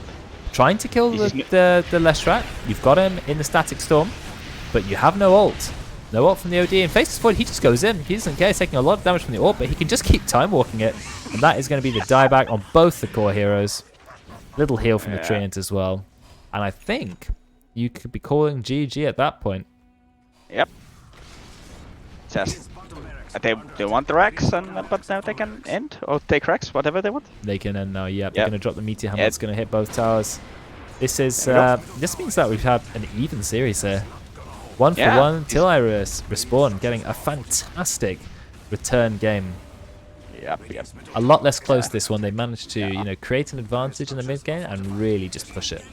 Yeah, I really want to know what did they talk about in between these games, because it worked really nicely. Exactly. Yeah. Still no blink dagger on the Centaur. I found he's really struggled to get his hoof stomp off because, no blink. I think he needs blink on that hero. He's a hero who cannot go without blink. He's not Underlord. I mean, I think a problem what I see a lot of in this range is like he goes 2 defensive items. You need to blink fast. Yeah, Vanguard blink. Yeah. You don't need 2 items because you need your blink. Your blink timing as an offlaner is really important. Yes, exactly. You're not a hero without blink on some of these cores. Like same with Sand King. I'd say Sand King needs a blink, Tide needs a blink. They don't need it first item, but second item, you should be thinking about it. Yeah, exactly. Yeah, every time. I agree. Anyway, let's have a look at the stats. It was a fantastic win by Till I Respawn. I want to have a look at the damage dealt, see who was the MVP here in terms of raw damage. And in fact, I think it belongs to Underlord. No, it doesn't actually. OD still has the top damage, and Disruptor. That's amazing for a support to be this close in terms of net worth. Not net worth, damage dealt. 24,000 dealt by Disruptor. Yeah. But actually, Underlord did the most in the Dire team. Don't underestimate that Firestorm wave. Do not. 23,600 damage. Nearly all of his damage came out from 1 spell. But it was a very powerful spell, hitting every hero at least 3,500 damage. So yeah, another tie. I mean, we saw a one-sided victory to We Mine Uphill last time, so that was yesterday. But today we have a 1-1, so there is a tie. That is true, that is true. So, can you get the scores right now? So what does it mean, this tie right now? That's true. Let's have a look. I don't know if the games have been filled in yet onto the challenge bracket. I don't know how quickly people are filling that in. Let's have a look. So I can see the stats in front of me. So this is for EU. On the first day, okay, so yesterday, Evil Empire 2-0 and We Mine Uphill 2-0. But today, two sets of ties. We Mine Uphill, Evil Empire, Till I Respawn, Chainsmokers, all tying. So basically today didn't need to happen. It did not affect the standings. So as it is so far, Evil Empire and We Mine Uphill, they still have the advantage. Till I Respawn, Chainsmokers have the disadvantage because both teams won. Those are the only two teams who've won a game, Evil Empire and We Mine Uphill. So I'm not sure exactly on the rules tomorrow, but there is going to be another set of games because it's a sort of round-robin style. So Chainsmokers versus Evil Empire and Till I Respawn versus We Mine Uphill. And hopefully we'll get some wins there and not more ties. And then one team will emerge victorious in terms of the number of wins they have. And then that will lead them into the finals. So that is the current situation. We'll be looking forward to that. Yeah, so I know you're casting tomorrow, so have fun with that. You won't have to show your face on the stream.